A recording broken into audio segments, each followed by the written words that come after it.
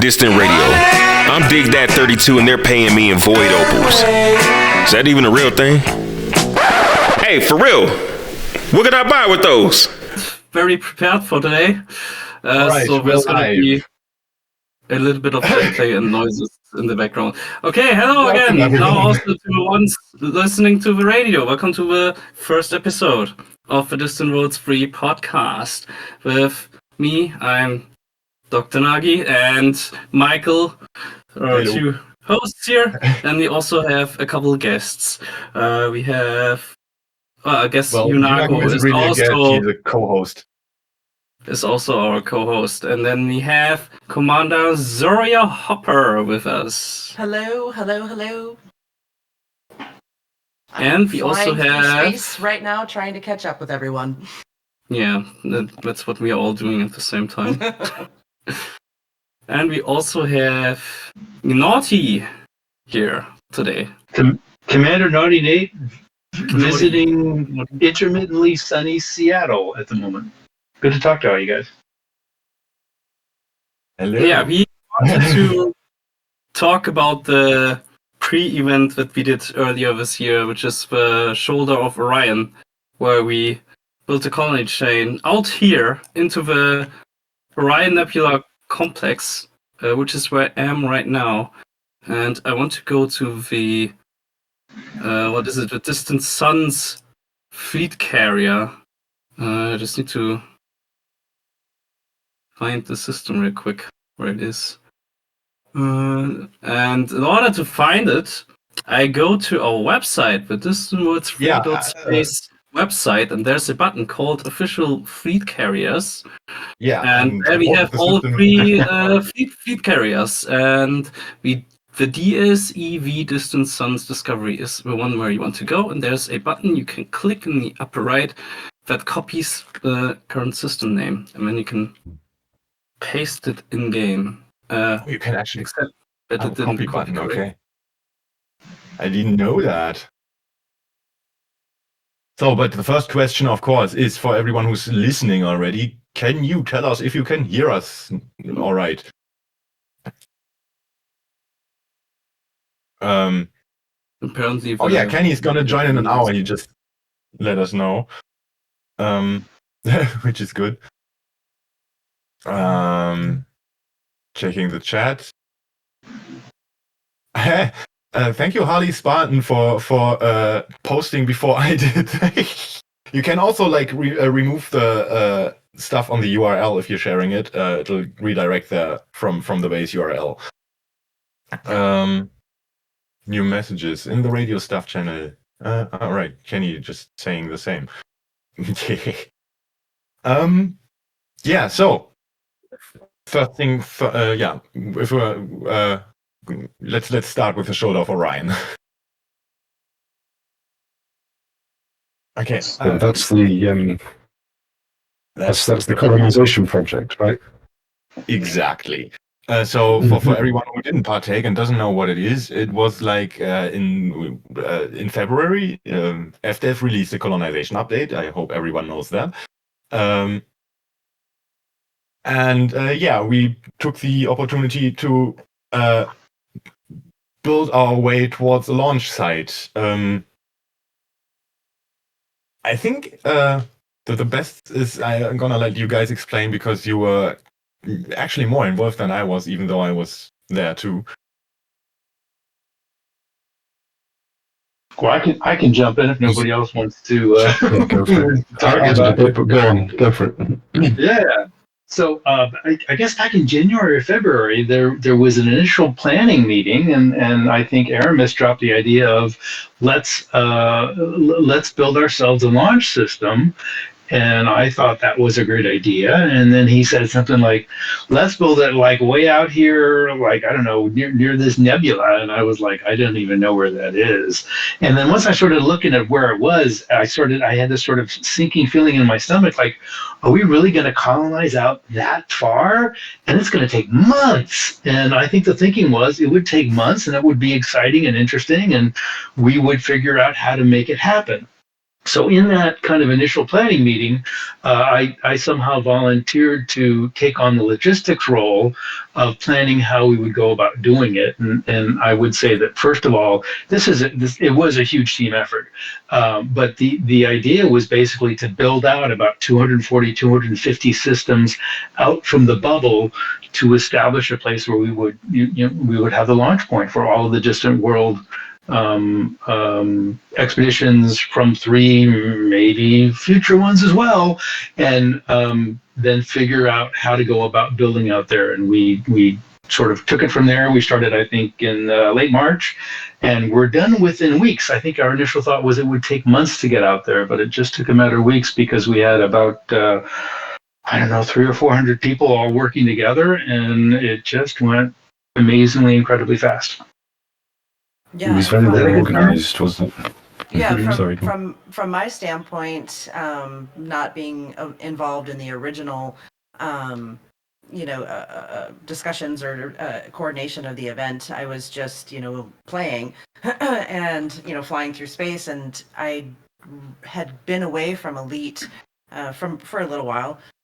Most people do come on for, a year and then go off for a year and, based on the whatever the condition of the game or the community is at the time. And I happened to just come back right at the time that they announced colonization, and began it right in February. And so it just was, happened to be. And so I started working on my own system. And then right as that happened, I saw the Distant Worlds 3 announcements. Then I saw the Shoulder of Orion announcements, like just, back to back. And that I was like, it was perfect because I'm actually in the bubble and I hadn't been, for some time. And so this was going to be perfect to join. And Distant Worlds 2 is a huge part of what, got me into the game. Like, I think a lot of people, or it solidified our love of, Elite in the first place. So the idea of like Distant Worlds 3, which I think from a non-original organizer standpoint was something that most of us thought would never happen. And so to see that it was coming was like so exciting. To the idea of getting back into the game and getting back into Elite and experiencing that. And then to see Shoulder of Orion kick off was even more exciting because it was like, it's happening right now. I can get involved right as it was. And the community was just so amazing right from the moment, because that's what I had heard as well. This is going to take at least a month to get going, and it wasn't expected to be done in that month in any way, shape, or form. But hopefully some good progress was going to be made. And just the hype and the conversation and people being excited about Distant Worlds 3, I think spurred a lot of it. And the interest in the colonization also, and just being a part of the group again, just got the community so involved and so together, and just watching everyone kind of flock and just getting right into it. And then especially that first weekend was insane. I've never seen a community response like that, just community organization, just like pushing, doing a whole system in under 2 minutes, almost under 1 minute, and Sorry, Can you speak up a bit more? I'm sorry. Yeah, I can get really loud. But yeah, just seeing all of those, my family would crack up at hearing you saying that I, talk more and be louder. But the just the community, like getting so excited about it and working so quickly and so organized, much credit to the organizers to begin with, because it was so, even though this was a new thing that no one had ever done before, it was so well organized right from the get-go that we were able to all just jump into our respective teams, Alpha Bravo through, Foxtrot, which Foxtrot forever, and just really contribute and feel like we were doing something really monumental. And then it just took off. And then just to see how fast everyone worked together and how dedicated everyone was, even after that initial, Zerg weekend, just everything that continued past that point was just so heartwarming, so inspiring. And, this community is just fantastic. Just the way that everyone worked together and just continued for, weeks. And then just to see that we actually completed it, within within that month by leaps and bounds was just astounding. Just really something amazing to be part of.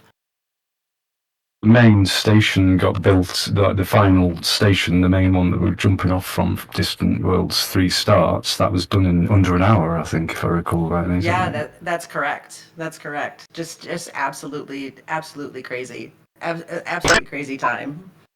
It was actually just slightly over an hour and made many people very frustrated.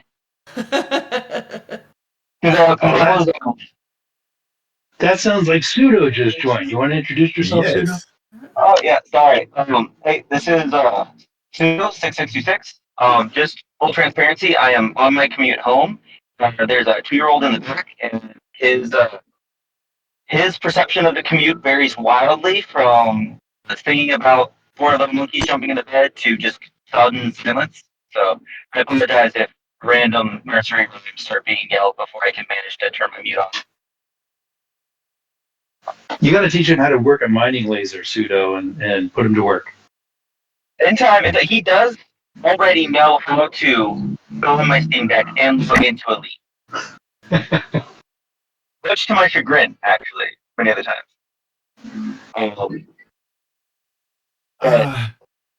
Yeah, so I was one of the coordinators. Sorry about that. Yeah. Yeah. Also, Yannick just joined us. Oh, hello, Yeah, you. it's getting cramped in here. Yeah. Yeah, but I think we're all here now, except for Kenny. Well, people will Yeah, come and go. welcome, Commander Yannick.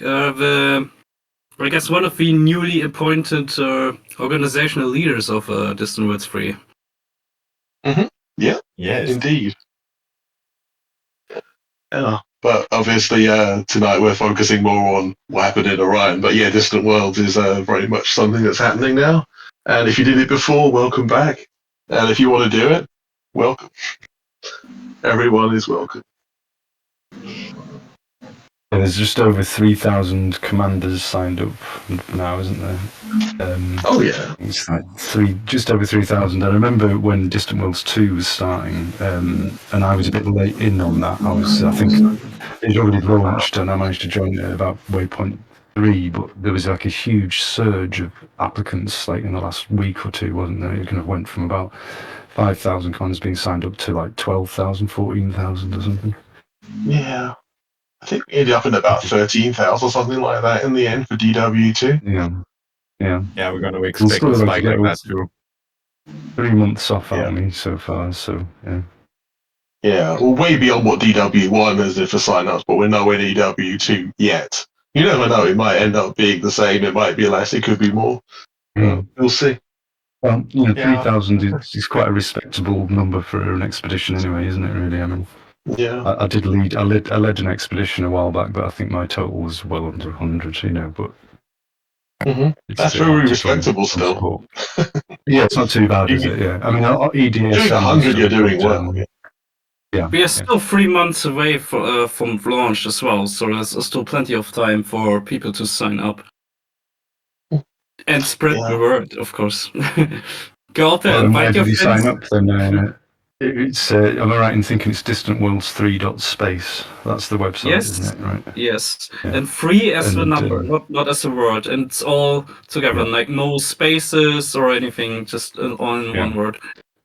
Distantworlds3.space. Space obviously being the last word spelled out in space. And I'm actually one of the people who oversees the roster sign-ups. So if I see you signing up, I'll give you a quick check. Then usually you're in ready to go, and then I approve your application. Yeah, and The there's a full interesting part roster, isn't about there, that. where you can go on, sorry. Yeah, the interesting part about that is I see like all the different squadrons that people are in that sign up. There's a lot of big names in the community that have signed up, like the Hutton Truckers, for example, or the Burpit, or the Winged Hussars, or Cannon, or Axis. Like people from all over the Elite Dangerous community are coming together here. Yeah. Yeah, I would say Anyway. Cool. Shoulder of Orion. Like, do the people who were involved in the planning of the logistics want to talk about that for a bit? Sure, I guess that's probably my thing, so I'll kick off. So, the interesting thing about planning for logistics on this is that we initially started planning not really knowing what the colonization game mechanics were going to be like. And then once things started, a lot of the mechanics, it seems like, were changing and evolving. I mean, it's still in beta, right? A lot of the mechanics were sort of changing. It felt like week to week, including like how many commodities you need to build an outpost and all sorts of just moving pieces. And so as we started the planning phase of it, it felt a little bit like it was trying to build a foundation on quicksand to some extent. But we sat down pretty quickly, and that's at that point, I think it's when I decided that I would loop in Pseudo, because I needed somebody who had good spreadsheet skills, and I'm like mediocre with spreadsheets. But to really sit down and figure out what the numbers were in terms of, how many commodities do we need, what kind, and where are we going to source those from? And then, we had a route that had been picked out, and I think Dr. Nagy, you may have been involved in planning the route. I don't know if it was all Aramis, maybe Yannick as well. But we had a route, but we didn't really know how we were going to build out into that route once we got past sort of initial how far can you get a T9 to go.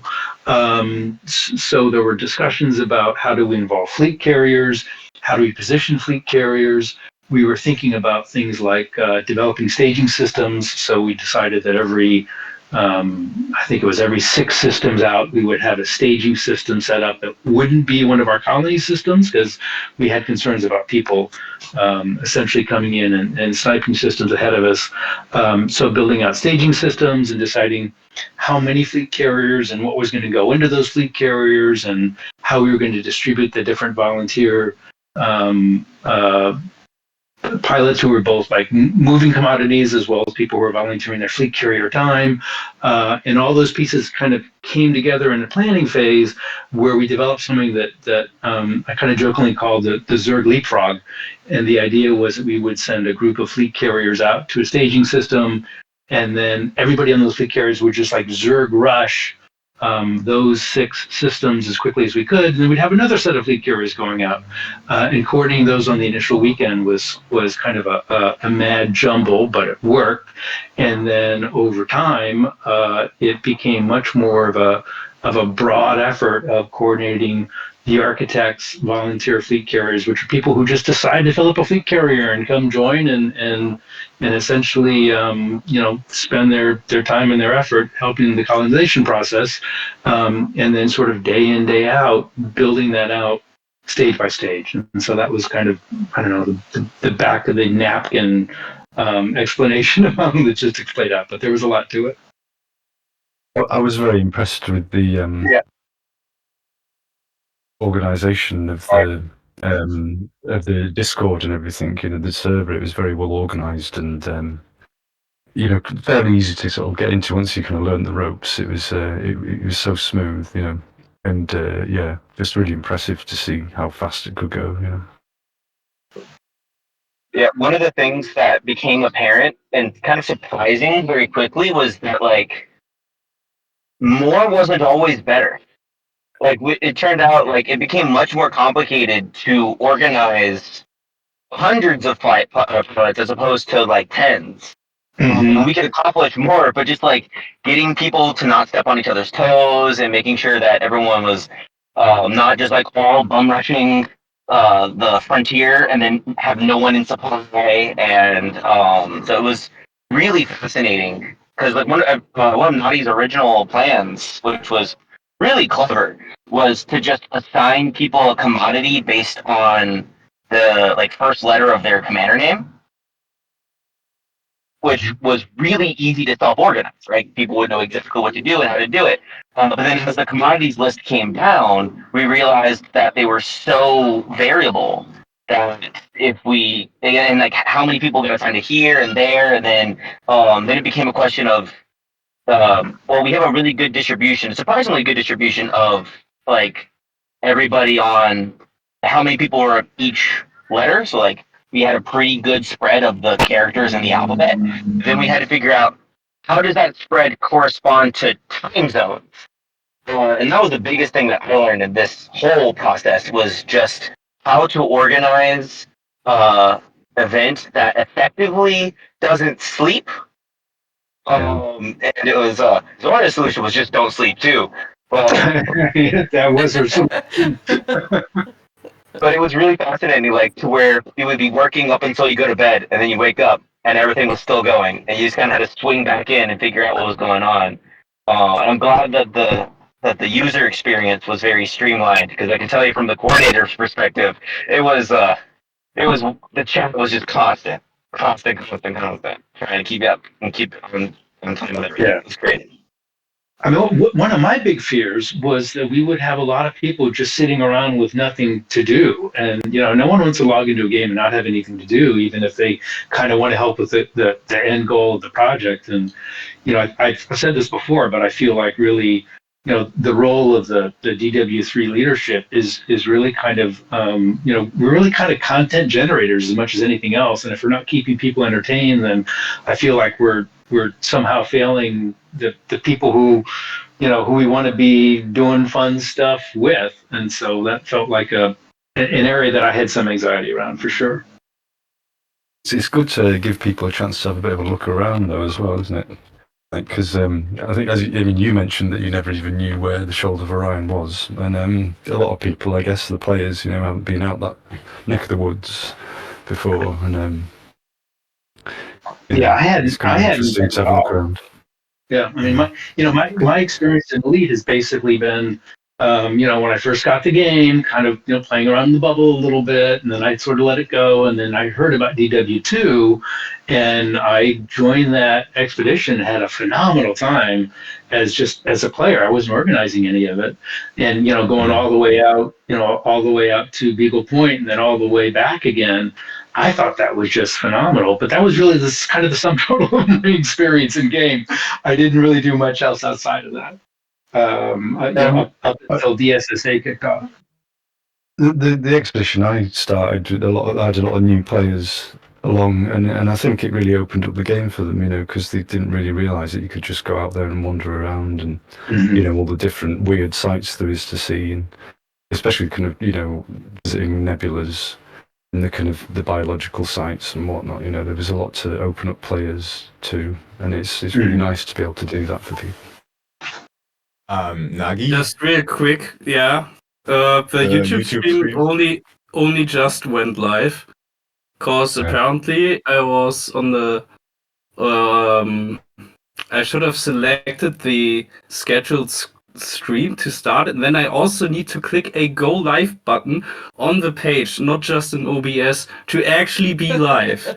It's something I didn't know about, so yeah. We're starting early. It's got lots of chance to iron all these kinds of things out, I mean, before. This could be the This could be the shakedown session. Together.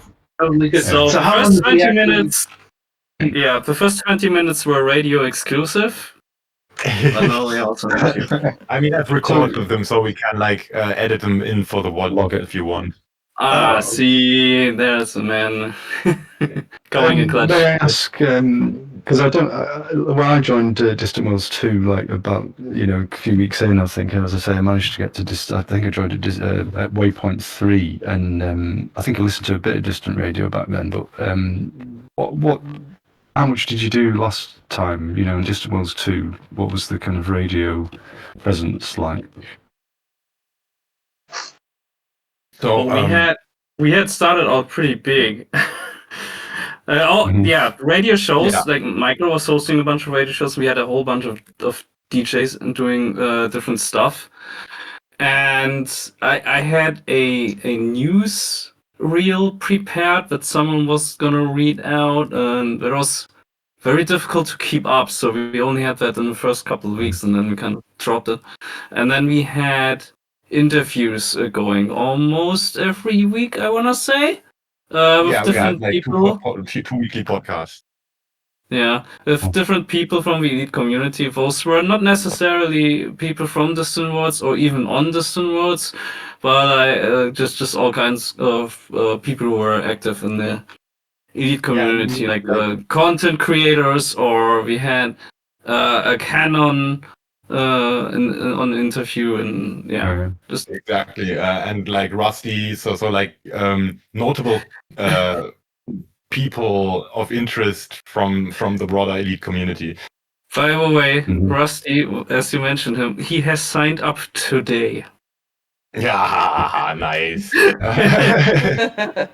Good to have that. Good to have him back. I think the news channels are a bit more organised this time round, aren't they? Am I right in thinking that it's kind of got a bit more like in the distant. Well, it's FleetCom, isn't it? The FleetCom Discord channel has its own particular zone for all the Distant Worlds stuff, and it's got quite a few channels. There's the events coming up, isn't there, for the next 3 months. They've all got their own particular channels, and I think there's a bit more of a news feed happening through that, isn't there? So that might help, presumably. Yeah, and then we had Dangerous Cosmology, that was the other podcast in Distant Worlds too, which I'm hearing strange noises. It sounds like someone's taking off in their ship, so that tracks. Is it, or is it me just on a busy street in Seattle and there's traffic going by? That could be. Yeah, it's definitely traffic. Yeah, it's definitely traffic. All right, maybe I should hit mute when I'm not talking. Why don't I do that? I'll try to be more professional. Yeah. What?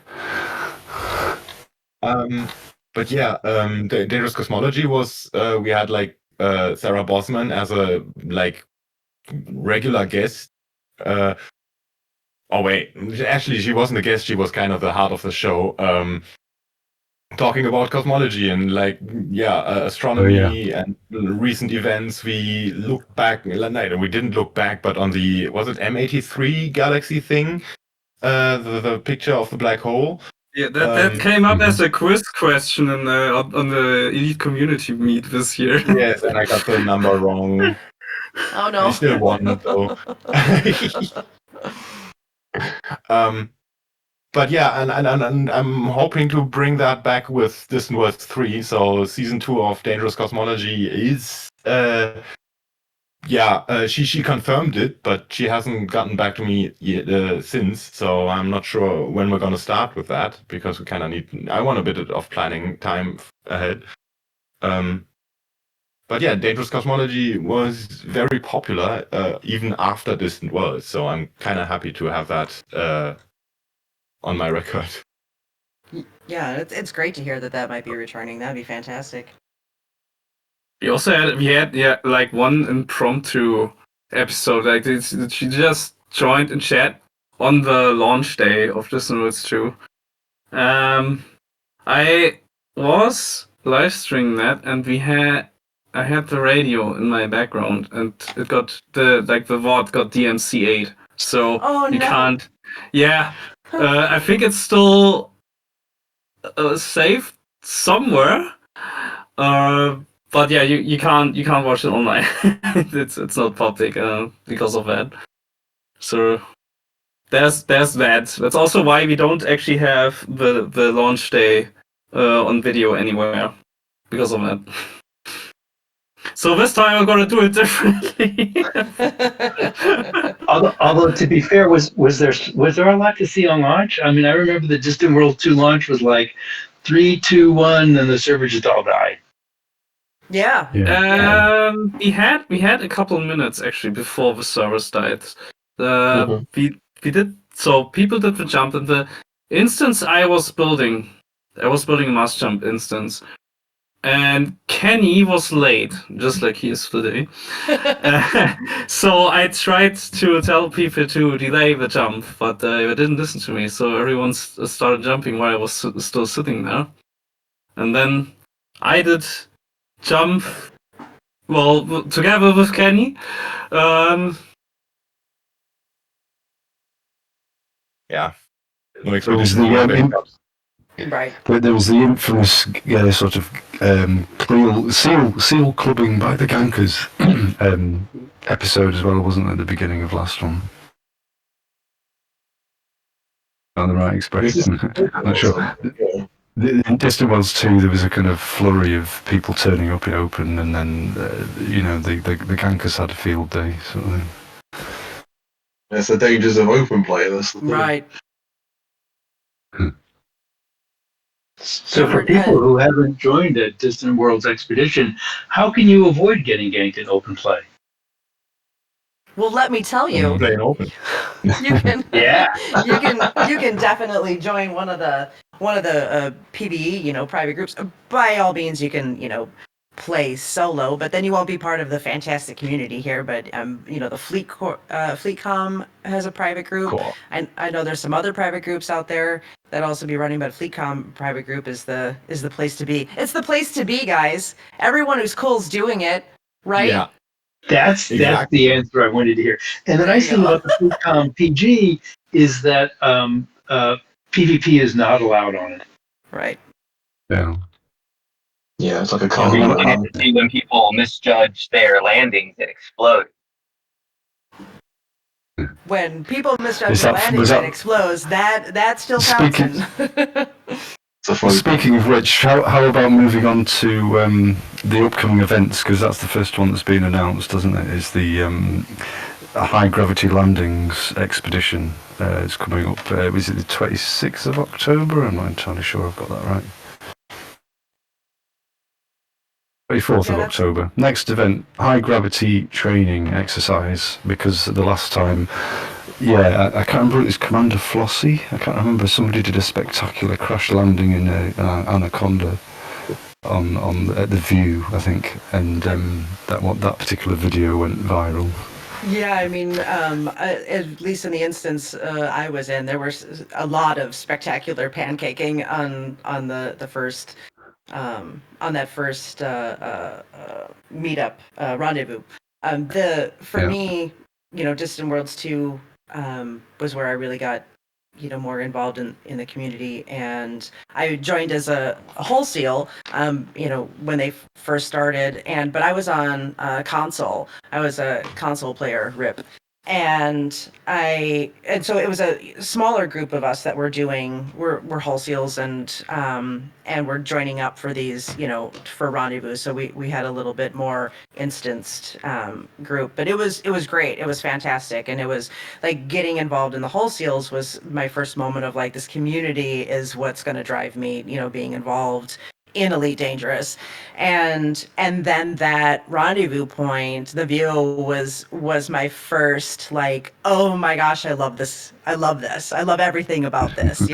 I almost I came in too hot on that. I was in my, Jumpaconda. I came in too hot, but I salvaged it and I was able to land, and I was like, wow, that was like so close. And everyone had done such a good job. Everyone had done such a good job of saying. It always adds a bit of zest having an audience to view, to do it. Right. Performance landing, isn't it? Right. And they did such a good job of telling us that it was going to be, come in slow. And I was like, oh yeah, I definitely am. But I wasn't. But then once I landed and then sitting there and watching everyone, I mean, it was just fantastic, condolences to those who didn't survive the landing, but it was wonderful to just like everyone parked, in a circle together and watching everyone come in. And so like it's so good that this first event, pre-event, I mean, excluding Shoulder of Orion, is going to be that, because if you weren't there for Distant Worlds 2, get signed up for Distant Worlds 3 and join that event, because it's fantastic and it's great practice. Before you're out in the black, exploring with Distant Worlds 3, come and experience this type of landing before it hurts a lot more when it happens. I have a confession. No. I was like on Distant Worlds 2, I had this anxiety about losing my exploration credits, right? And what I realized is that the further out into the black I went, the more anxious I was that I was going to lose all my credits if I crashed my ship. And so I didn't do that event. And I was like, and like towards the end of it, I was like, oh my God, what if I'm like 1,000 light years out from Colonia, and I like crash my ship? It was both exciting and a little bit nerve wracking. And in retrospect, I'm kind of sorry I didn't take more risks than I did in the time. And I'm kind of happy we're going to have those 4 official fleet carriers. So now I feel like I can do stupid things and crash and just be back with the fleet carrier rather than having to go all the way back to the bubble and restart from scratch all over again. So I feel like I'm going to be a lot more reckless this time. You want to know what I did after the Sinwits 2? Please. I grabbed my cutter, outfitted it with as much cargo capacity as I could, and I went to get merits for the young Roy. to get the 3 times exploration payout bonus from rank 5 back then. Oh wow. Yeah, and then I sold. To your point about the anxiety of losing the exploration, I remember feeling like that. Like I was so protective of that money that I was going to get when I first started out. But in my full disclosure, Zoria didn't make it through Distant Worlds 2. I had some real life events that happened that pulled me away from video gaming for some time. And so she went out into the black following everyone, but never completed the circuit and certainly didn't make it back.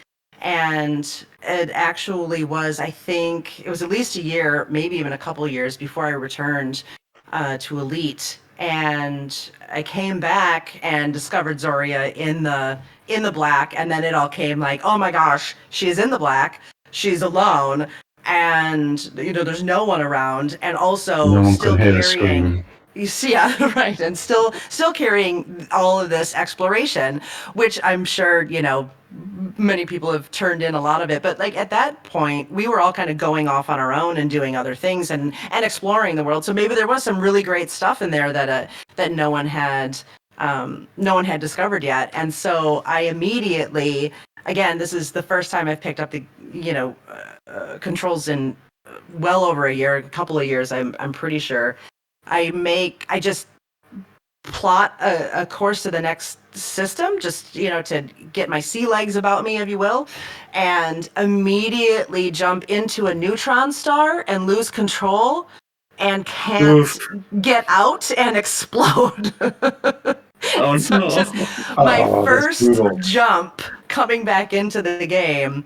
And I was on console at the time, and I remember I had lost control, and it was doing that, you're overheating, you can't, and I couldn't remember, because it had been years, I couldn't remember how to get out of it, and so I yanked the power off my Xbox, and I'm like, surely that will resolve the Combat issue. log.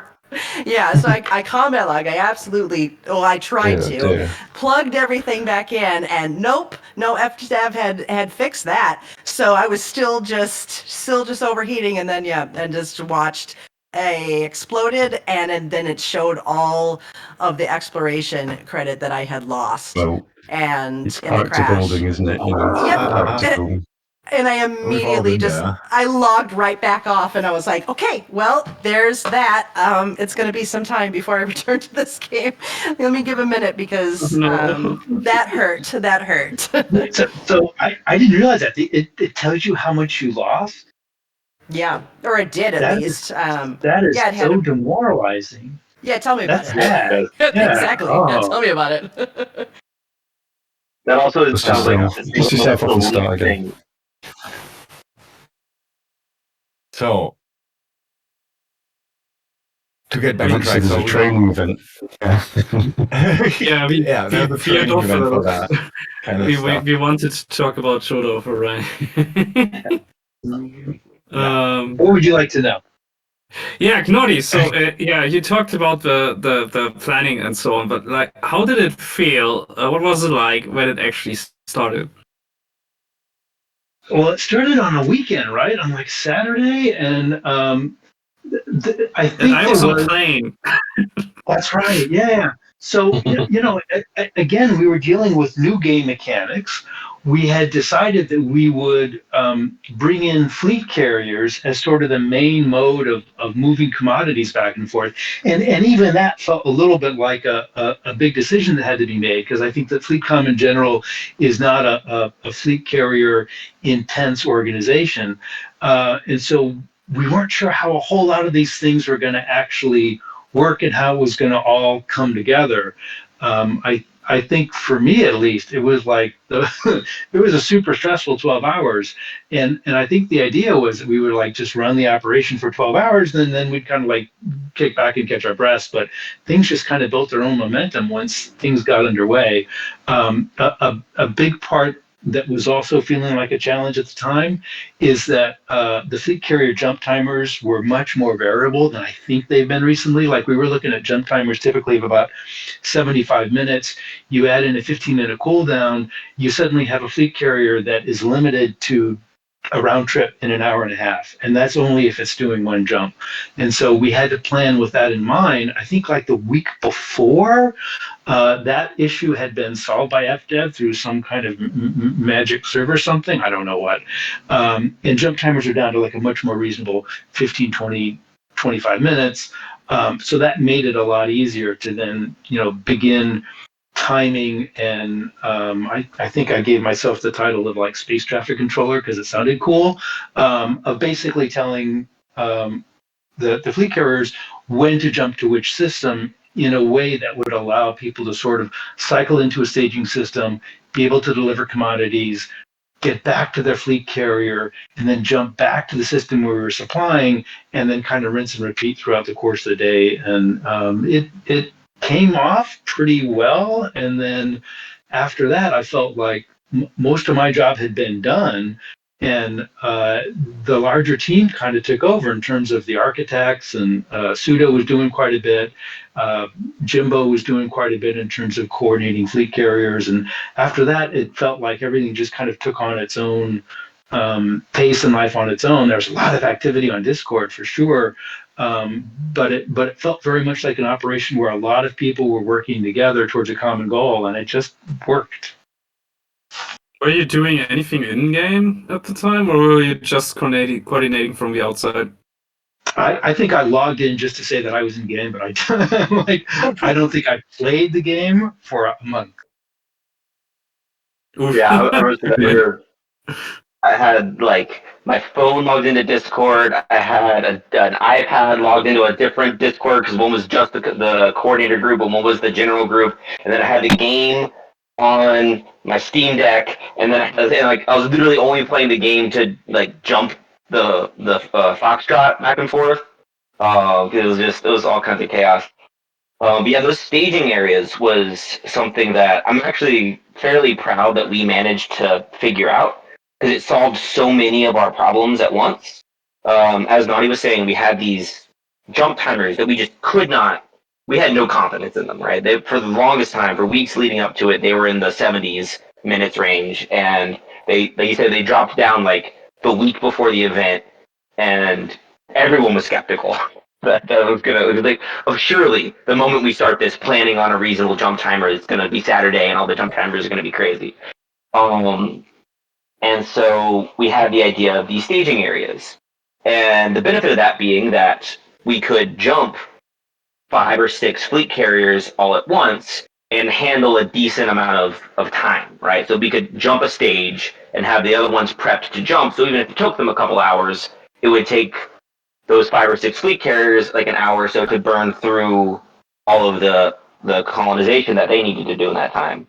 And then it kind of we realized that if we did them off of the chain, it also meant that we had a little bit of ambiguity, that if someone was trying to snipe us, you couldn't necessarily tell where we were going to be next. If we had jumped, because we thought about jumping all these fleet carriers out ahead of time, right? Jumping everybody their system, days in advance, so that everything's set up. But then here's a giant, here's where we're going. And so anyone who wanted to snipe us would be very well positioned to do so. And in many of this, and I think it was it Nagi, who did the actual scout of that route, because it is a crazy route. From the fishtail our way Lots of, around. there's lots of locked systems, isn't there? So it's in a region of space where there's loads of permit locks. Go on. I found this sort of backdoor entrance Yeah. into the region, and then Erimus found out how to get even further. So what he did was he grabbed a Sidewinder and got it to like 15 light years range, and then did manual jumping around there to find like the last couple light years. You can't get around playing around there. It's awkward. You can just jump one jump at a time, can't you? It's like you can't do it by navigation computer. Would it be worth for our tender listeners to know? I'm assuming most people probably know, but it might be worth repeating exactly where the final destination was, because it's listed now in the FleetCom Discord channels, the headquarters in Distant Worlds 3 launch system. And it's not got a very memorable name, but it might be worth just mentioning. So it's NGC 1981 Sector ZU-Y B27. Is that right? That's actually where I am in game right now with Michael. We're sitting on the bar of Distant Suns, so if you want to join us. Is it a good bar? Do they do good martinis? Oh, the best. Yeah. Best in the whole galaxy. So Michael, how did you experience the Shoulder of Orion? You were in there, right? You were helping out. Yeah, I was an architect, and I was starting as like helping out with the general organization, then noticed that I was in over my head really, really quickly. And then, just the architect work, which we kind of implemented just to prevent or to make sure we get the systems we need. That's why the architect role was introduced in the first place. Because we were expecting people to claim systems really quickly after completion of the last one. I think it happened once that someone actually claimed the system that we had to go around like 2 extra jumps or something. Yeah, to a lot of people, one of the comments that we got was how well it went and how there weren't any instances of sniping. And I don't think people realize just how much that was the result of so many redundant layers of just like paranoia. And when we let that slip for even a moment, we started to see like we had whole fleet carriers just stripped because we were doing anyone allowed instead of friends only at the time, because we didn't want to have to force these fleet carriers to friend like 400 people. So what did we do? We made them friend like 200 people at the end of it. But like they would all realize, and like that was a whole thing. I don't know if we want to talk about that right now or not, but like that was probably the most eventful single thing I think that happened in my perspective as a coordinator. I was wondering if we were going to even talk about that at all. Do we have like a non-griefer acknowledgement policy? How are we feeling about that? Okay, I'm sorry. I'm sorry if I messed something up. I think it's fine. Is it fine? In the end, this was not a big deal, right? It was like, a whole area of commodity went missing. Well, we have so much, like we didn't even notice at first. So. Yeah. We only noticed that it was someone doing it on purpose when we found out that one of the carriers, they left just one commodity of each of the commodities, which was, I mean, kind of, was a nice move, just to do that. Not nice, but a bold move. Bold. It was a stake. Respect for that. Yeah, I would say that it could have been more impactful, but that is actually a really good point. I don't think it was all that impactful because number one, like you said, we didn't even notice it happening. You know, we were so credit to the coordinators. We were so prepared, so overly prepared, so, well staged in advance, and working so efficiently, delivering all the commodities and getting everything built, that when the commodities started disappearing, it really wasn't noticeable. It just was, okay, just go to the next fleet carrier and pick up the next commodity. And like you said, the only reason we did notice it is because it became suspicious or weird that there was only one commodity left of everything on carrier, and then the next carrier we saw that as well. So I think they were hoping, obviously, for a big impact on us. It really ultimately didn't have a big impact on us. It could have been, right, but it didn't.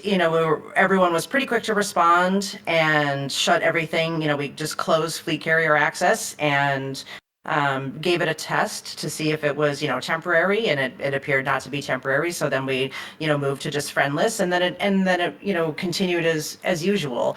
So yeah, I think there was a definitely in that moment, it was kind of a panic when we realized what was happening. But yeah, ultimately, I don't think it was impactful because, other than the fact that, it put us into a panic and we had to, deal with it behind the scenes. But as far as impacting the actual mission at hand, I don't think it really had much of an impact at all. Right. Most of the players didn't even notice that anything happened. Right, exactly. If I recall, I think Pseudo, you did some tracking about number of colonies per day, and I think we even picked up the pace within 24 hours of that, right? We did. So it was funny. It was the kind of speaking to Alex's credit, and honestly, it speaks to the whole coordinating group's efforts in general. We were frantically trying to figure out what do we do, trying to play that argument of we don't want to we don't want to recognize the briefing because that's what they want, right? So do we just ignore this? Is this going to become a problem? Will people begin to notice? Do we go to friend locking, but that's its own kind of problem? So it was really, speaking to our credit, well, that was kind of rude thing to say, but speaking to the credit of the coordinators, all of our discussions were on 3 levels deep tertiary debate. So any normal person, completely not even, all the people are just not even noticing why we're having these almost moral debates on well, do we lock it? Is that really, is friend locking really in the spirit of FleetCom? Meanwhile, these people are trying to destroy the entire operation, but that's not even close to what was happening. We were just epic. But yeah, we're just disaster proofing at that point. It's not that it was a disaster. It became this this is a disaster that I don't know that anyone had really done that much future proofing for. So the whole organization group went into this disaster mode, even though the disaster hadn't occurred, just to prevent the disaster from occurring. And the thinking ahead went really well.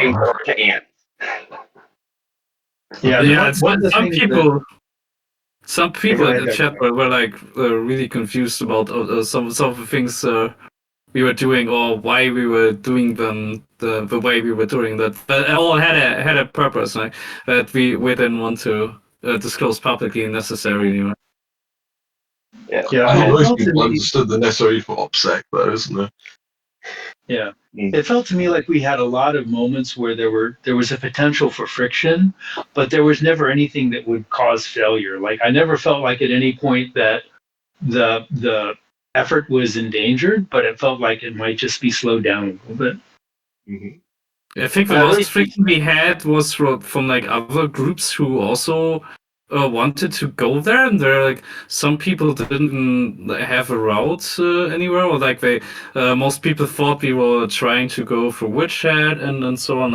I was we are going a completely different path, and our starting system was somewhat completely different. But we didn't want to tell them, right, on not exactly what our plan was. So the only thing was we could tell them we had different paths or different goals. You just have to trust us on this. That was the most kind of friction we had, and it wasn't really a problem. There was no hostilities with anyone really. In the end, people were just okay, yeah, cool. There's quite a number of systems now in that area, isn't there? It's become something called Oasis, is that right? And obviously there's a lot of systems associated with FleetCom now. I mean, I'm just looking at the list here on the FleetCom Discord. We've got the headquarters, Oasis is which I mentioned earlier on. Naughty's and Sudo's expertise area. Because that's obviously expanded hugely, hasn't it? Yeah, we're technically in the middle of a mini expedition right now.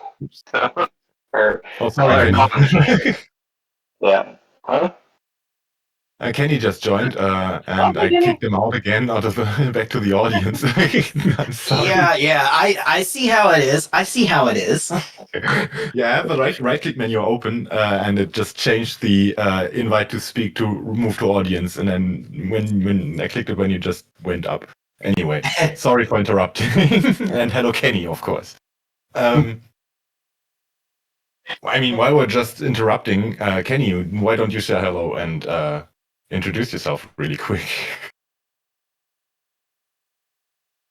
I know. Give me 1 second. I just got aggro, so you guys keep going. I'll be back in like 5 minutes.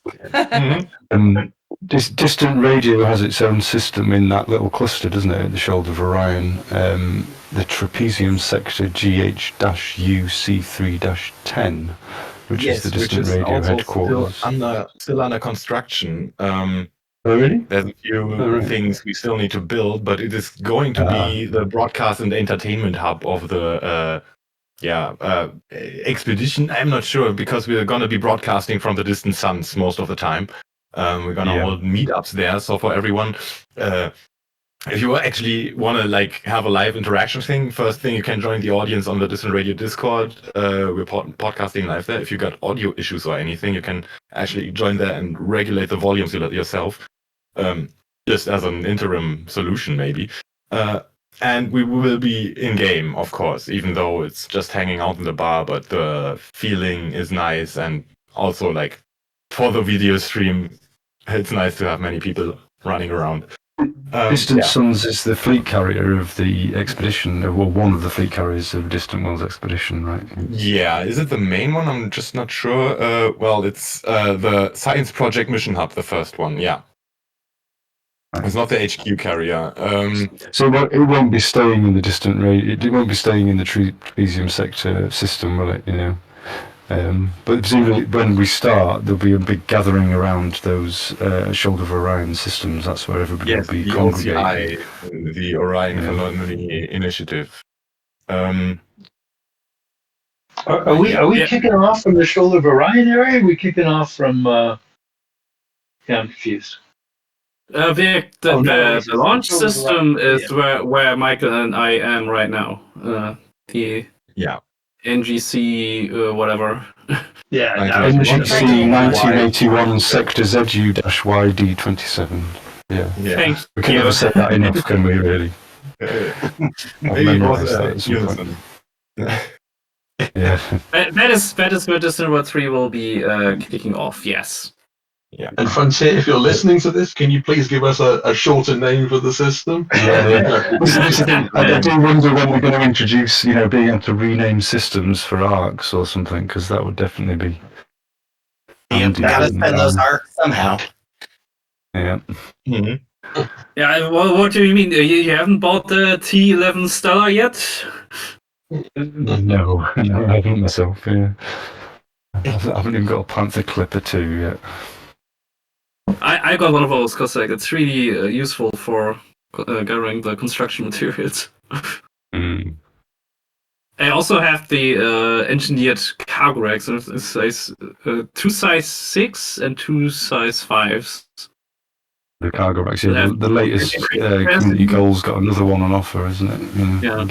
Get some more.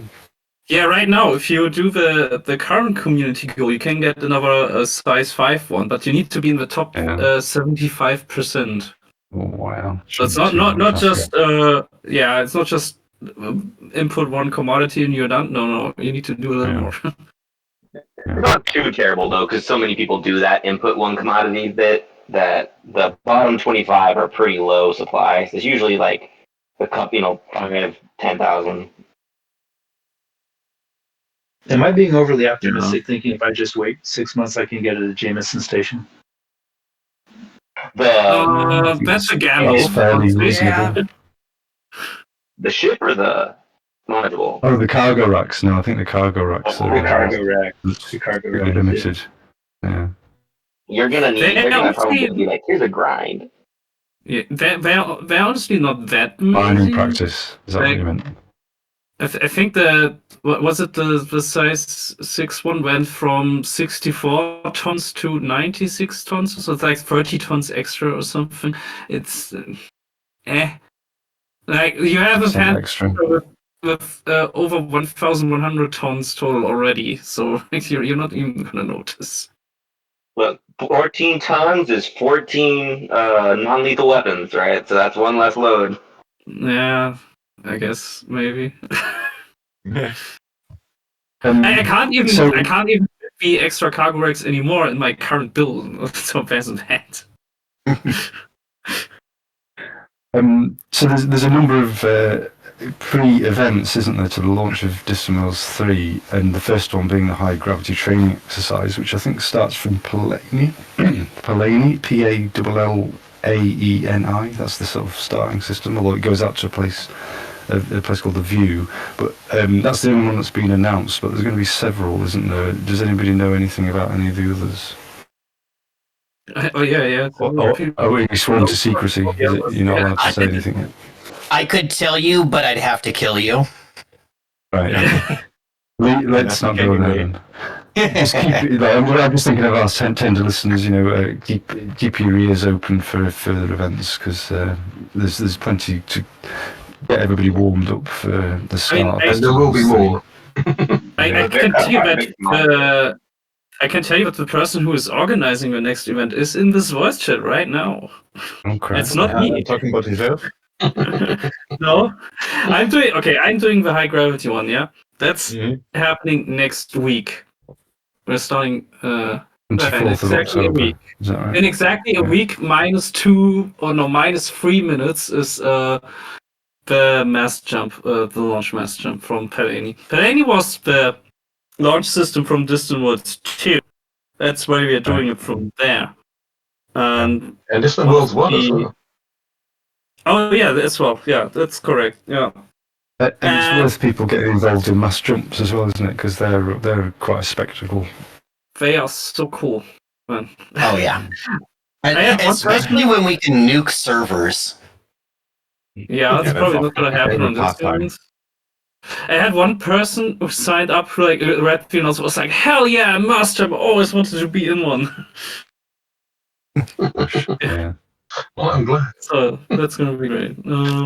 Yeah, we are going to the View, which was a POI on Distant Worlds 2, and that's where we talked about in the very beginning of the podcast. That people crash down in anacondas and so on the high gravity planet.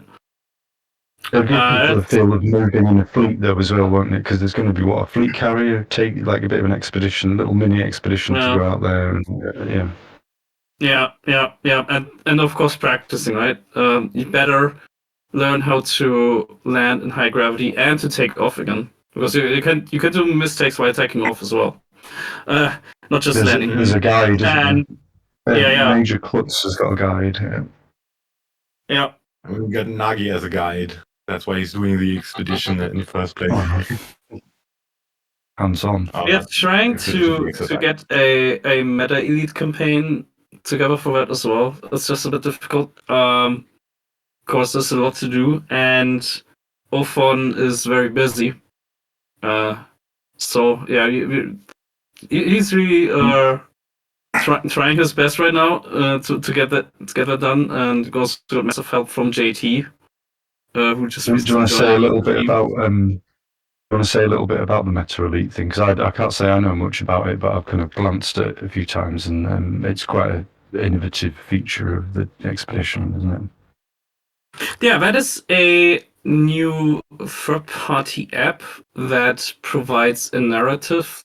It essentially allows us to create custom missions, and then you have NPCs that give you text pop-ups and like mission tasks, and then it reads your game's journal files to tick off boxes when you completed the task. We have an intro campaign that you can do right now, which is also taking place here in Orion, as a system that has the Meta Elite HQ in it. That's where you need to go and do a couple things.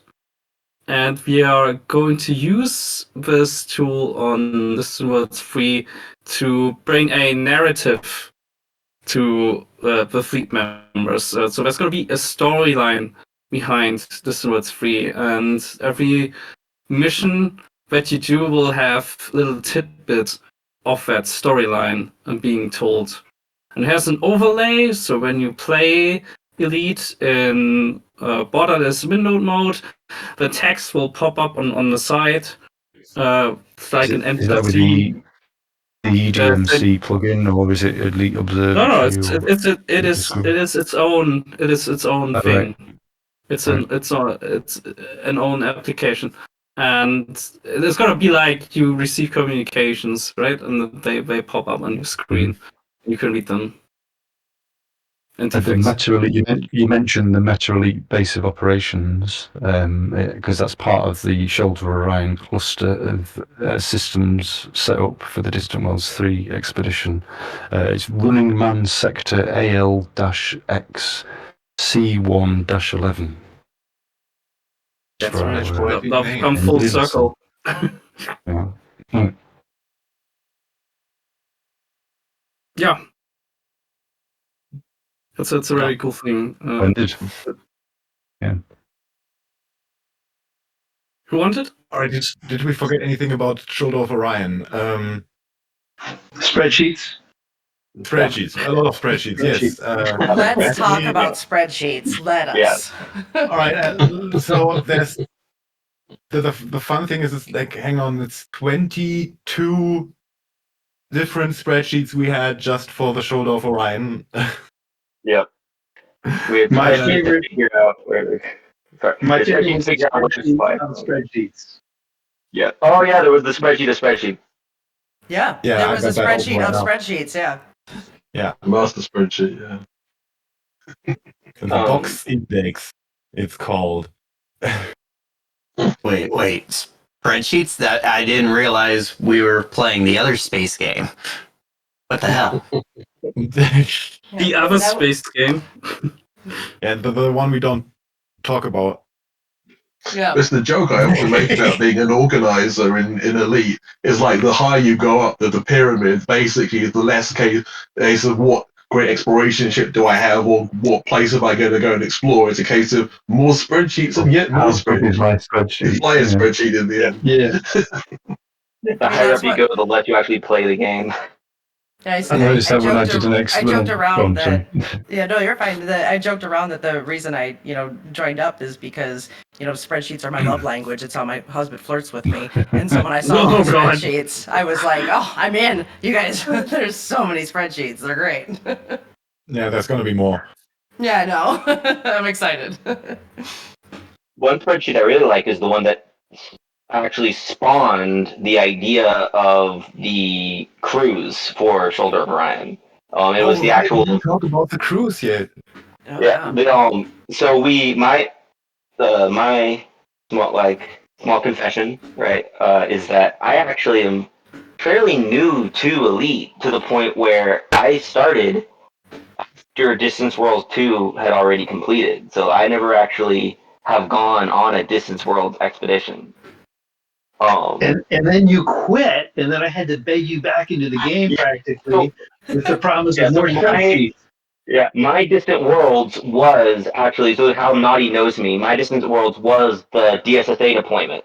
Naughty was in charge of the Callisto, and I joined on that crew, and that was so fun. That was the most fun I've ever had in this game as a player, as opposed to a coordinator, but it was, God, that was so much fun. And one of the things that I think really led to that, was that the DSSA expedition, there were the fleet carriers that were going out to deployment, and there were these crews that were with them.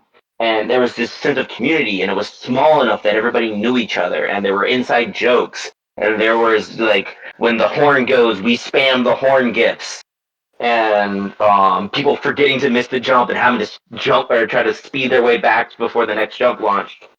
And so we wanted to, when we started getting the spreadsheet of roster joining, of all the people who were signing up for the Shoulder of Orion, we were doing as nerds do and doing analytics, right? We were looking at, okay, how many people are joining, what's the average tonnage that they're recommending, what's their time zone, and all this stuff, and what's the first letter of their character name, because that was one of the ideas we had for distributing supplies.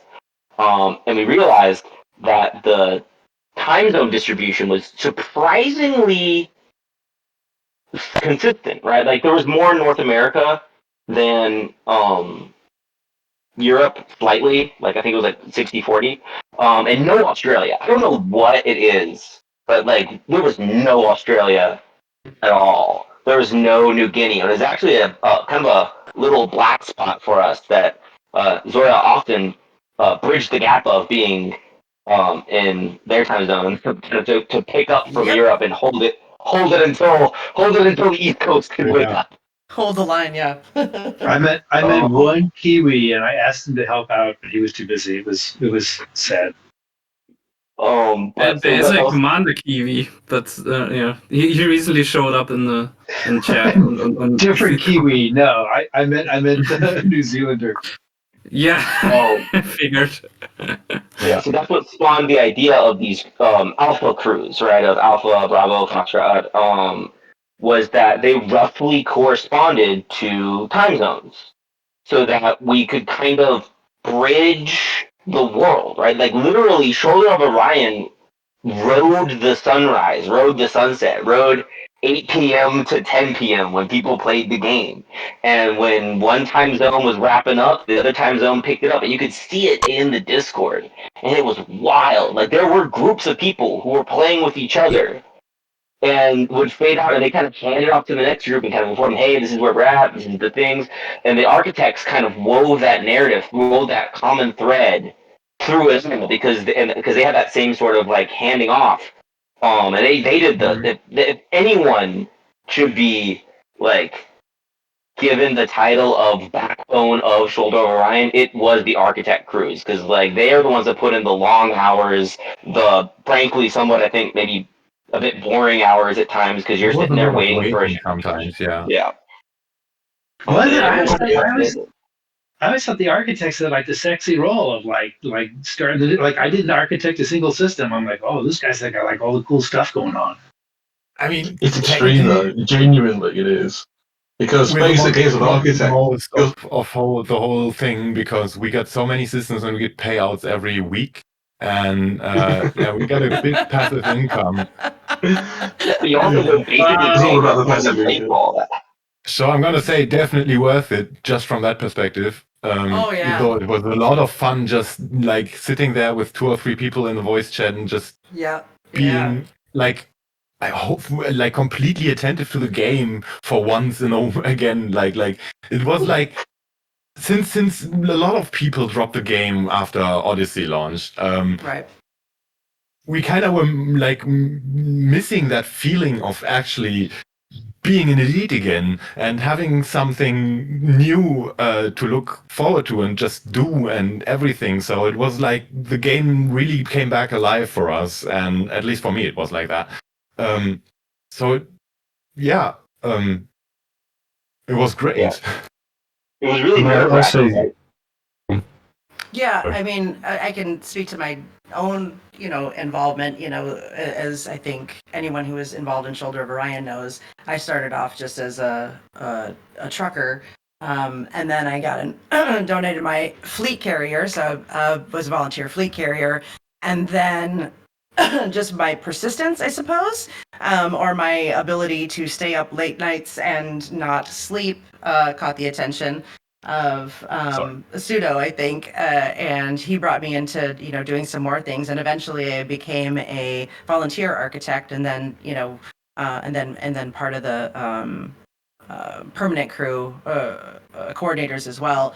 But like shifting over into architect from the haulers, like first of all, being part of the haulers and being part of Foxtrot and being part of that fleet carrier, the volunteer fleet carrier crew, like working with Jimbo and Dragatha, like they were just so fantastic at coordinating that whole thing. And then watching all the fleet carrier owners get together and just like working with each other too, and working with the haulers and getting everything set up and getting out to their staging areas and doing all that was like this great subsection of the community that, you know, like to your point, had been missing for a while. And then being part of the haulers and grouping up and you know, being part of Foxtrot and getting again into that same sort of sense of community where, you know, we're all working together and trying to, you know, build these stations as fast as possible, setting our own, you know, deadlines and, you know, just being community driven again. It was so exciting, and it was so great to be part of that again. And then when I got, you know, when I was asked to bridge the gap on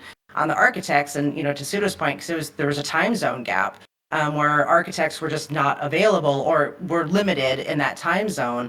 And because of the, you know, sniping issues or potential sniping issues, they really couldn't be just left open, because there were a lot of North America players that were building the stations. You know, the haulers were dropping off the loads, so those systems were being built, which means that the next one had to be claimed. And I mean, that is, being an architect in those moments was really fantastic. It was super stressful. The monitoring of the game in a way that I don't think I've ever monitored the game, you know, just watching literally percentage points. I mean, because as an architect, for those who haven't built your own system or, you know, been a part of colonization, it really just meant that I sat there, I parked my ship on the colonization ship that was being built and just watched the percentages, you know, just literally watched a percentage, you know, go from 0 to 100. And sometimes that was minutes, and sometimes that was literal hours. And so there were definitely nights that I was up, you know, doing that were like so exciting and so much movement. And then there were other nights where I was like, it's been 2 hours. We have not, you know, everyone is kind of sleeping. You know, it's a Wednesday night. No one's doing a lot. And then it became, you know, my responsibility in my mind to get everyone motivated and keep everyone moving, you know, like the few haulers that were pulling those overnight shifts to, you know, keep them entertained, you know, and getting that community going. And we built some like really great community with just like my shift of haulers, and, you know, they were all fantastic. They all worked their butts off, and it was great to be a part of that too. Like even in those quiet moments, which could have been just, you know, mind numbing, were great because the community was so fantastic. I mean, we devised our own games. I sat there as a target on the landing pad, and everyone, you know, who came in was landing to see how close they could get, you know, to bumping me without bumping me, or in some cases try to pancake me on the flight deck, which was great. I mean, it got everyone moving. Everyone was coming in as fast as they could, which kept everyone going, and that was exciting too. But it was also stressful. Like as soon as Brewer popped up, right, and we knew I had to jump to get to that, you know, colonization station. I had to get that next claim, get the right claim. Don't screw it up. Look at the spreadsheet. Make sure you're on the right spreadsheet, because it could be a different spreadsheet. Make sure you're on the right spreadsheet. Get the right system name. It's a future system name, not that next system name. Get that entered in. Scout it. You know, get it claimed first, and then sometimes it would bomb out. It'd be like, oh, you can't claim that. And then you have this like sweaty panic moment of like, did I type it wrong? Did someone else snipe it? Is it an error on my point? Did I just crash? And like sometimes, you know, the game would, you know, Black Adder or something, and I'm like, oh my gosh, guys, like, oh my gosh, I'm ruining Shoulder of Orion. I just crashed, and, you know, and then log back in, and you know, of course it was fine, and get that next system claimed. and then drop the beacon, and then watching the community get like psyched up again. Beacon's dropped, and Bacon. yeah, just Bacon. bacon. Bacon. Yeah, the Yeah. command. Bacon, yeah, I was going to ask about that, the sizzling bacon thing. Yeah, motif. bacon memes Yeah. in chat, and everyone It drops came hot, bacon though. memes, and and everyone got right back on it again. And so back to that, like just the community being so excited about it, and so organized and so coming together, and kind of rolling back a little bit on the same note to that point about when we had someone, someone or someone's trying to strip the commodities, so we couldn't keep doing that, and we did have that uptick in development just after, was just again about that. Like the community was so excited about and so coordinated and so into working together and so proud of their teams, Foxtrot, of the late night crew, of the whatever you were identifying with, that when someone did come in and try and grief, it actually did have the opposite effect. People weren't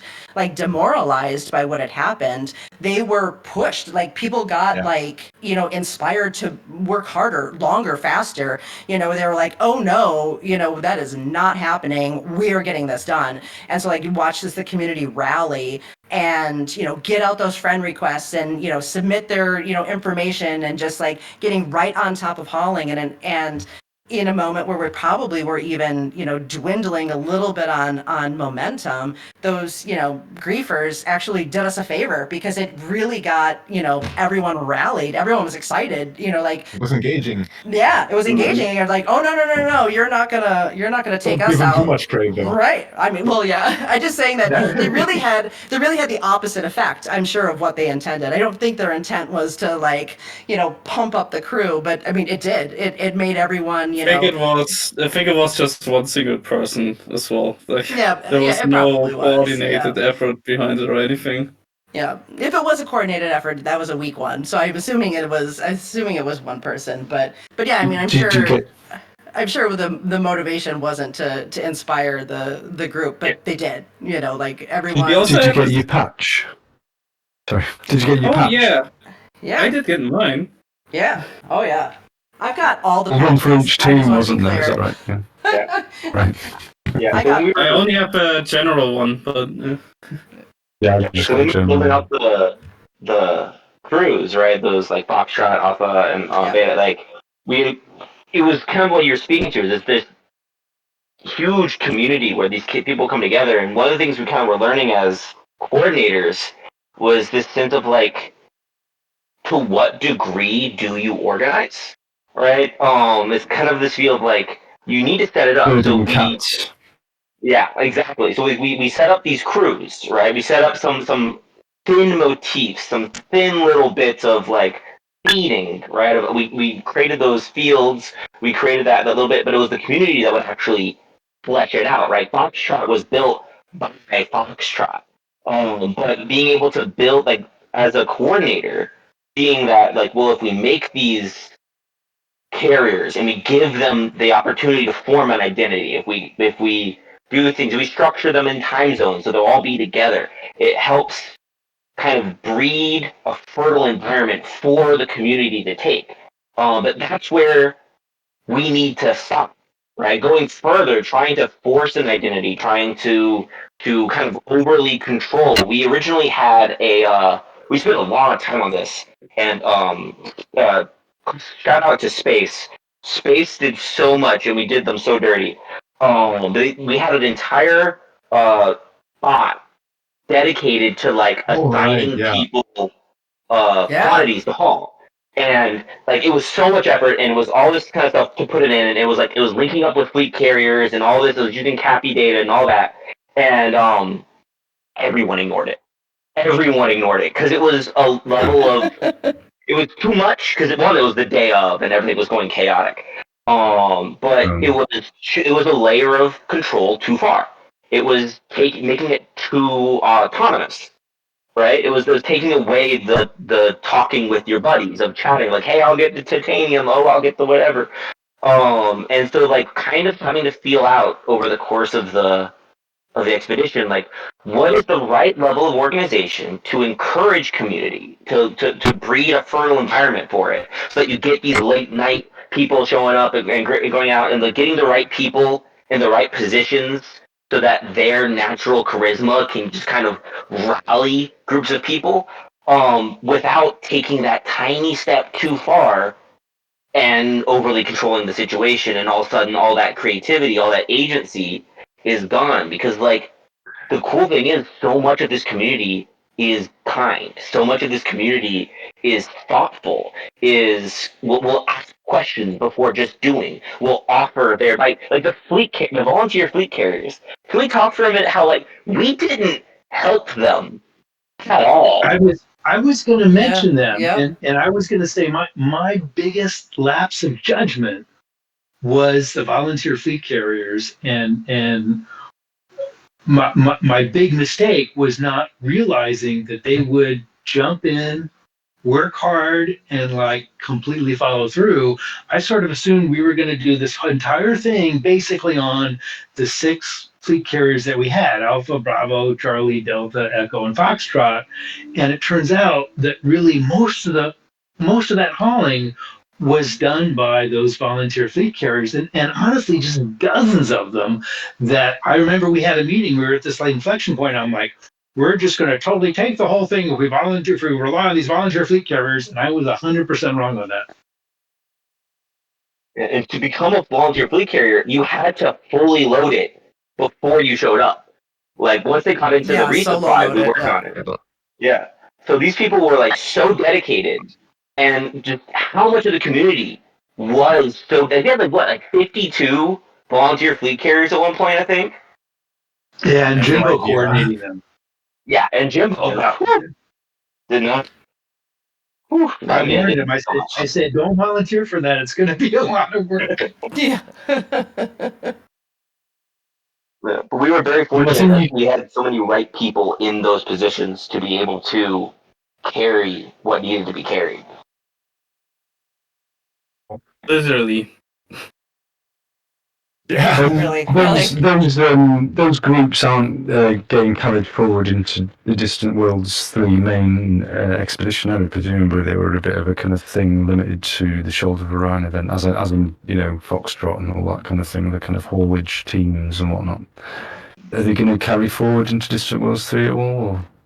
I don't think you could tell a Foxtrot person not to be a Foxtrot person. Yeah, Foxtrot forever. Sorry, Foxtrot forever. I mean, it's not in official capacity going to probably be a part of Distant Worlds 3, but it is absolutely going to be a part of Distant Worlds 3 because Foxtrot forever. I'm getting my tattoo next week. Somewhat, right, got you, yeah.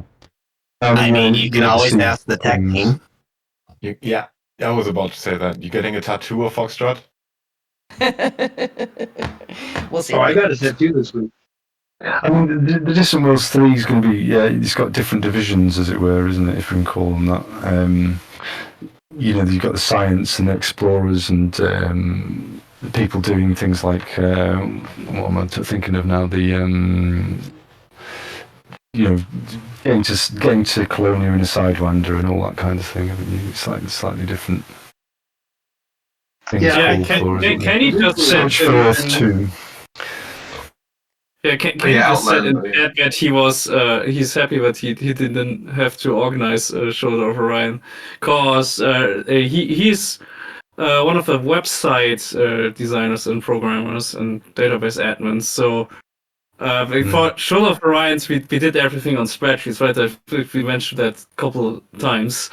But now for the main event, for the main event, it's different, right? We have this website going. With official registrations and so on. Can you want to talk a bit about that? Well, we can Distant do Worlds that. 3 space. Sorry. Yeah, we actually were planning on doing a separate episode on that. Oh, yeah. Definitely going to need to get Rickson and I together. But with Distant Worlds 1 and Distant Worlds 2 both being run off of Google Sheets, and if you try and go right now to the Distant Worlds 2 roster to try and look up your legacy roster number, good luck. It's going to take several minutes to load. So that was one of the reasons why Rickson and I volunteered to work with Cohen on building out a website for Distant Worlds 3 is we wanted to make this as accessible as possible to everyone and do it in a more technical way and really give Distant Worlds 3 that little boost up from and make it unique from Distant Worlds 1 and Distant Worlds 2. And I could say doing that, we'll get more into this when we get the tech podcast, but doing a lot of the data cleanup from Distant Worlds 1 and 2 has taken quite a bit of work just because you're so limited on what you can do with a spreadsheet versus what you can do with a relational database. So that was one of the big things where I'm like, yeah, I'm glad I didn't have to do anything with Shoulder of Orion because I'm seeing spreadsheets on top of spreadsheets and going, no, thank you, I don't want to touch that data. There's a thing with Elite Dangerous that there's so many different channels. I mean, probably could say it for most games, but Elite Dangerous suffers from it more than others, I think, because you've got the different modes like solo, private groups, and then you've got the Discord channels, and then Inara and blah blah blah. It's the fragmentation of information and the fragmentation of the game world, as it were, that it's kind of worth trying to coalesce it. So it's like the idea that anybody who's going to take part that's their first port of call is Distant Worlds 3.space. Where as long as they can register there, then it's just much easier to kind of then get the data out of it at the end of the whole thing. Is that the idea? Yeah, that's part of the idea of having the website is it's a one-stop shop for all of the Distant Worlds 3 information. If you're seeing information elsewhere and it's not on the website or it's not up on the website within a few days, you can start questioning, did this actually come from a valid source? Because the website is going to be and is the main point of any information, any events, anything that is official Distant Worlds 3. If it's not already on the website, will be on the website. So we saw this a lot at the beginning right before the launch of Distant Worlds 2, where we had bad actors coming in, making all of these false claims, like the roster was closed, the PG was closed, everything's going to happen and open now, and it caused so much disinformation to be out there. We're like, no. This time, because forums aren't that great at distributing information, Discord's not that great. There's literally one place you go there. If someone is saying A, but website says B, go with website, because guarantee you what's on the website is the actual standard. Thing. Yeah, that's official. And it's got a lot there, hasn't it? It's definitely got loads to it, and it's starting to fill up already, sort of thing, in terms of the content and whatnot. Last time the Distant Worlds 3 had a lot of official. Did it have any official backing from Frontier? I mean, they were quite behind it, weren't they? I think. I mean, it got into New Scientist and things like this, didn't it? So it was like, I think it's the only time a computer game got into the New Scientist or something. It was like a thing, wasn't it? So, is there any similar backing in that regard for Distant Worlds 3? As of right now, no. There is no further backing from Frontier at this point. I mean, it would be nice, but I feel like we're running a series of events that are completely independent of FDev, and if they can help us out and support it, great. But we're doing this on our own. Just a mention would probably be good. Just thinking about, because obviously, probably most of the people listening to this now, if I don't know what the numbers are, but they already know about it. They're already signed up to the Discord. They're kind of probably fairly well embedded in it. Is that how do you get out to people who don't necessarily know about it? I mean, there's obviously Frontier forums, that kind of thing. But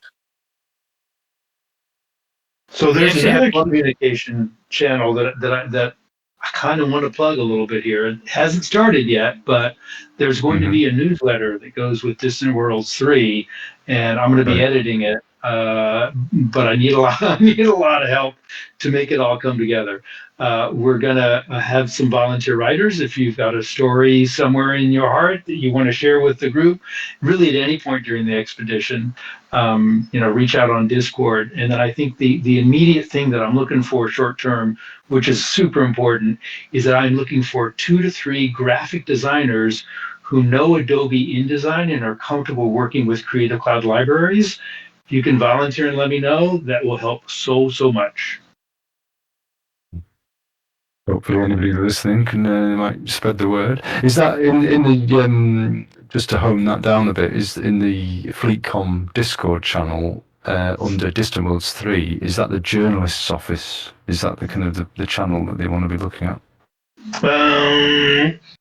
I don't know. I think so. No, but the journalist, Yeah. the journalist office is for that's for actual real life journalists who are working for any kind of publisher, if it's print or whatever, who can get in contact. Sadly, the what's it called, Polygon, it's no longer exists. Yeah, they closed that one, sadly. Yeah, there was a guy named Charlie Hall who we've crossed paths with numerous times at FleetCom, who is active in Elite Dangerous anyway, who was basically the reporter who covered Elite Dangerous for Polygon, and it's too bad that they downsized. We snatched him from Polygon, I could say. Good. Yeah, he's on the crew of the radio, so you're gonna hear from him either way. I want to have a side conversation with him then as well, because if he wants to work on the newsletter, boy, I'd love to have him over. So there's definitely room for people, ambitious types who want to get involved, isn't there? If I would just reach out to him if I were you. He'll probably appreciate the opportunity. Yeah, for sure. And yeah, there are opportunities. And it's not just for the newsletter. I think that this really is a player-run, volunteer-driven effort from the go. I mean, nobody here is like making money or doing anything other than being a part of this organization because they like it and they want to do it. And if that's something that appeals to anybody listening, go ahead and reach out. I mean, it's not always going to be immediate availability, but I think that there's a lot of opportunity to get involved at different levels. And it has a payoff, doesn't it? Because it has a payoff. I mean, I remember being involved in Distant Worlds 2, and one of the main impressions, one of the main impacts it had on me was just sitting at things like the waypoints and base camps at waypoints, and just you could sit there for days, and because there were like thousands and thousands of people on the expedition, you could just sit there and watch ships coming and going for days, and there's a huge opportunity for mixing and mingling with other players, and I mean, I know I made a load of connections just by sort of being involved in the whole thing. Yeah, go ahead. Are we still looking for a graphics artist?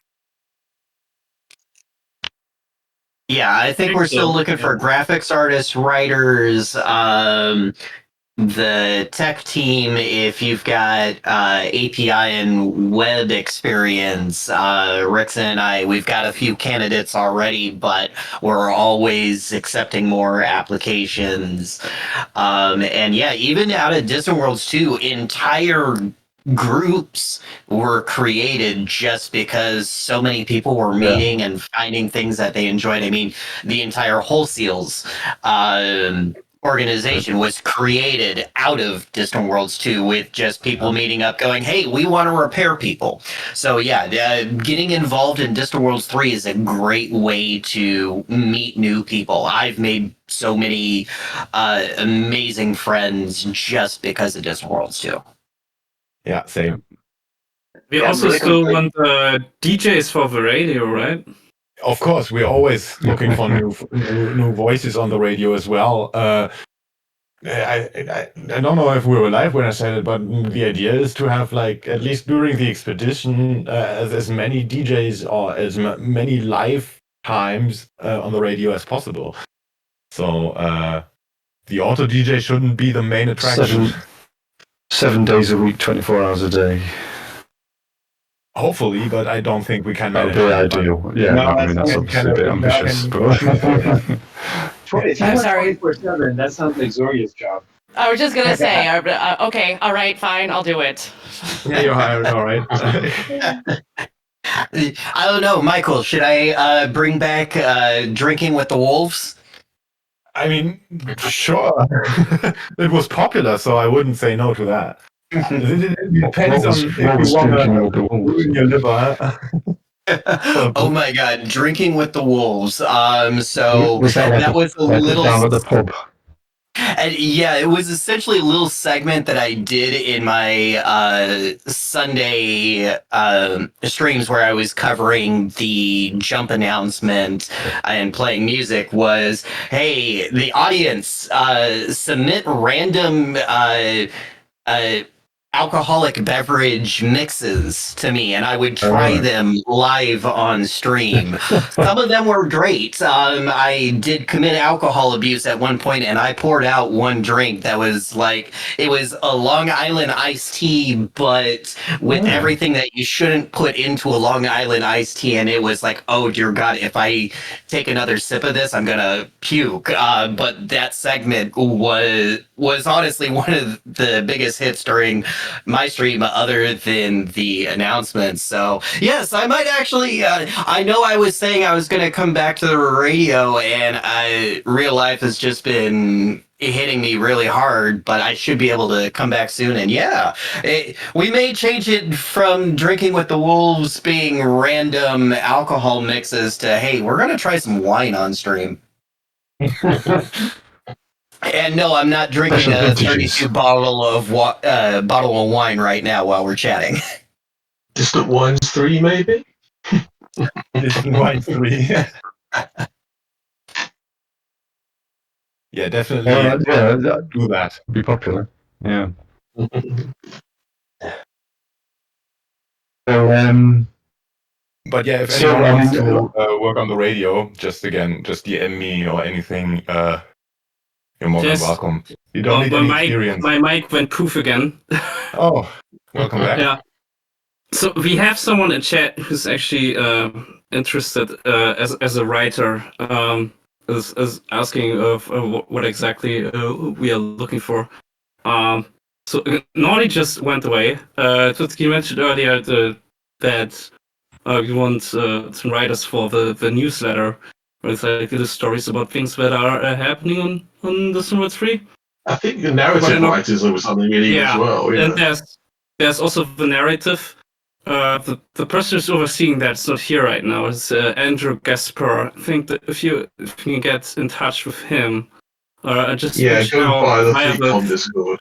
Via the FeedCom Discord, right? And there's also going to be some upcoming opportunities with the science team as well. So to get involved with some of the science projects that are going to be going on during Distant Worlds 3, there's going to be quite a few of them, and we're going to need a lot of people to volunteer and get involved and be scientists with us. And those projects are also going to need writers because they're going to need people to, write about the, the discoveries that we're making and what the progress is. So there's also opportunities, and those aren't, not all of them are live yet. They'll be coming, with the expedition. But that's also something to keep in mind as well. If you're more science minded, or if you want to be involved in the writer's side with, with a science bend, that'll also be there.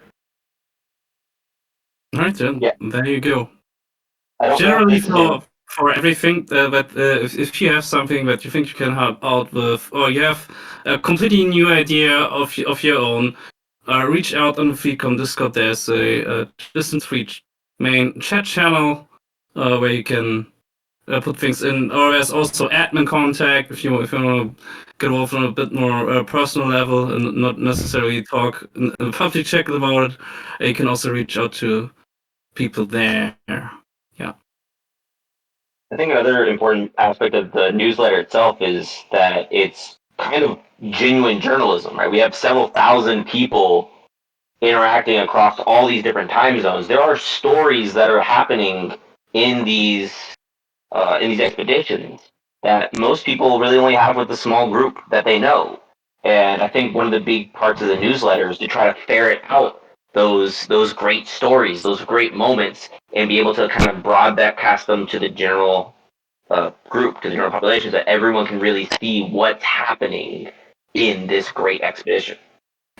Yeah, and to that point, you don't even need to be like, you don't need to think of it as a commitment to be like, oh, I'm signing up, I'm going to be a writer, which means that I'm turning in an article every 2 days, and I have to, I mean, just contributing writing at any point during the expedition, even if it's just, you know, like Pseudo said, a moment of like, I was involved in this one activity in this one instance with this group of commanders, and here's what happened, and I'd like to write a little something about it, and then just, you know, throw it our way so that we can, and then, you know, have other writers kind of pick up, or editors pick up on it, and include that in a newsletter to get those, you know, little stories. So you don't have to think about it even as a, you know, I'm signing on as a writer like it's a job. You don't have to approach it like I approach it, is what I'm saying. You don't have to approach this as like a 24/7 type of thing. You don't have to do what Zoria does. You could just do little bits. You could just do one article or one story, and that's helpful. There's no real obligations there. Right. Yeah, I've actually been given some thought about like, it's not a question of like voice and tone, but like are we, is this an RP newsletter, or is it like a outside the game newsletter? And I think the answer is that it's probably got to be both, because there are interesting stories that happen in game, right?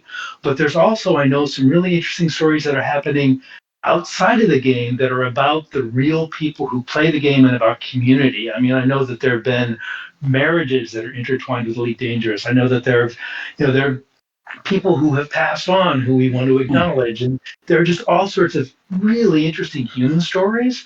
And so I think those are all things that I want to make sure that we feature throughout the different issues of the newsletter. And there are going to be 7. We'll have one that drops around launch, and then we'll do one every other week through the entire expedition. If we can keep to the schedule, it's gonna be a little. Yeah, that's the hardest part of this entire thing, is keeping anyone to a schedule. I mean, speaking for the web dev team, we've missed deadlines. Keeping a large group of volunteers to a schedule is like herding cats. But yeah, the more volunteers we can get, the better. And talking about the real life stuff, what I think would be cool for the newsletter, if you guys can get it, is just a real life interview with all of the main Distant Worlds 3 staff, and just get all of our different backstories, both what brought us to the game and whatnot, because knowing how diverse our entire group is, I think that'd be an interesting read for a lot of people. Mm-hmm. Speaking of which, when I'm not sure much longer we're going to go on today with this particular podcast, but how frequently are the podcasts happening, and is it generally going to be on a Friday night or Friday afternoon?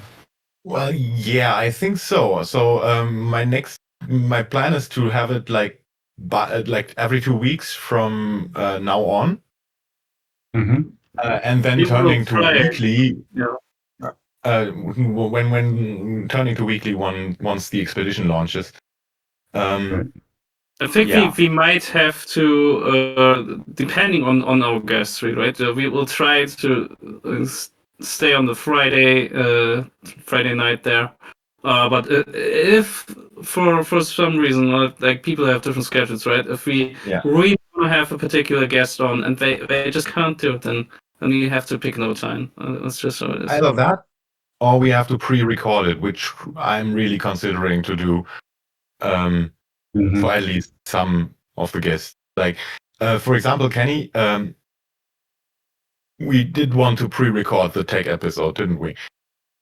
Yeah, because with my schedule and Rickson's schedule, it's really chaotic, although I just got hired on by a new company, so my schedule is actually going to calm out a lot. We may actually be able to do it live, but probably planning on a pre-recorded for the tech episode just because of Rickson's chaotic life right now with work due to American politics, which is definitely an entire another story in itself. That is several podcast episodes. That is not just one episode. Yeah. Yes.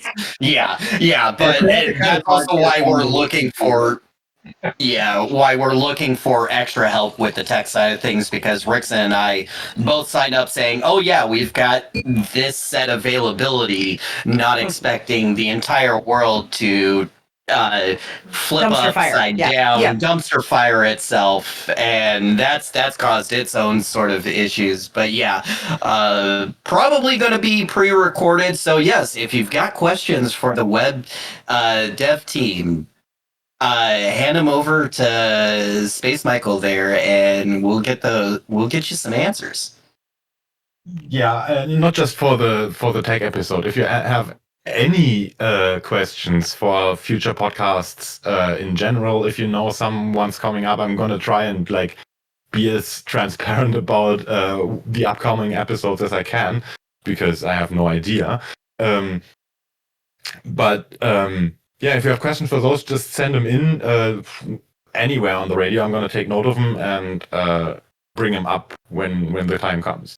Or maybe even, hopefully not overstepping, even saying, if there's something you have an idea for, a topic you want covered, something more in depth, like be it colonization or exobiology or something, unrelated. If there's a topic that you're not seeing coming up, and say, hey, can you guys do an episode on or devote some time to this topic in general, like on foot, expeditions and things of that nature. So, submit that as well. Yes, definitely overstepping. No, I'm joking. That's what I do. That's what I do. You're fired. No, that's a very good point. And I welcome topic suggestions as well. Yes. Thank you for mentioning that. I would have forgotten it. Are we going to do a post saying what's coming up in the next podcast, like a few days beforehand or anything like that, or is it going to be a bit more just off the cuff on the day? So I mean, as soon as we know what's coming up in the next episode, I'm gonna make a mention of it. Right. And where's a good place for people to look for that? Is it just Discord? Either here on the radio announcements. I'm gonna make most of the announcements on FleetCom as well. Right. But yeah, that's both. There's a schedule on the radio site, which currently doesn't have a description of the episode. But I'm gonna try and kind of make that too. But yeah, in general, keep an eye on the Discord announcement channels. Everything's gonna be there, 100%. Is there going to be a thread on the Elite Dangerous forums? I was thinking about that, but since we didn't do that like with the radio launch or anything, I don't think there's going to be any dedicated forum threads for that. Right. Unless it actually, I'm not sure. Now that you say it, I kind of feel like we should actually do that, even though that's not going to be the most populated area, or I might forget to update people read them. But... You could check it into the exploration subforum, just where all the other DW3 stuff is. And something like people see it. I guess, yeah. I mean, I'm not good with maintaining forum stuff, so if anyone wants to volunteer for that, you're welcome. I might be able to look into it. Yeah, when is the next one? It's going to be two weeks' time, isn't it? Right? Yeah, so 2 weeks' time.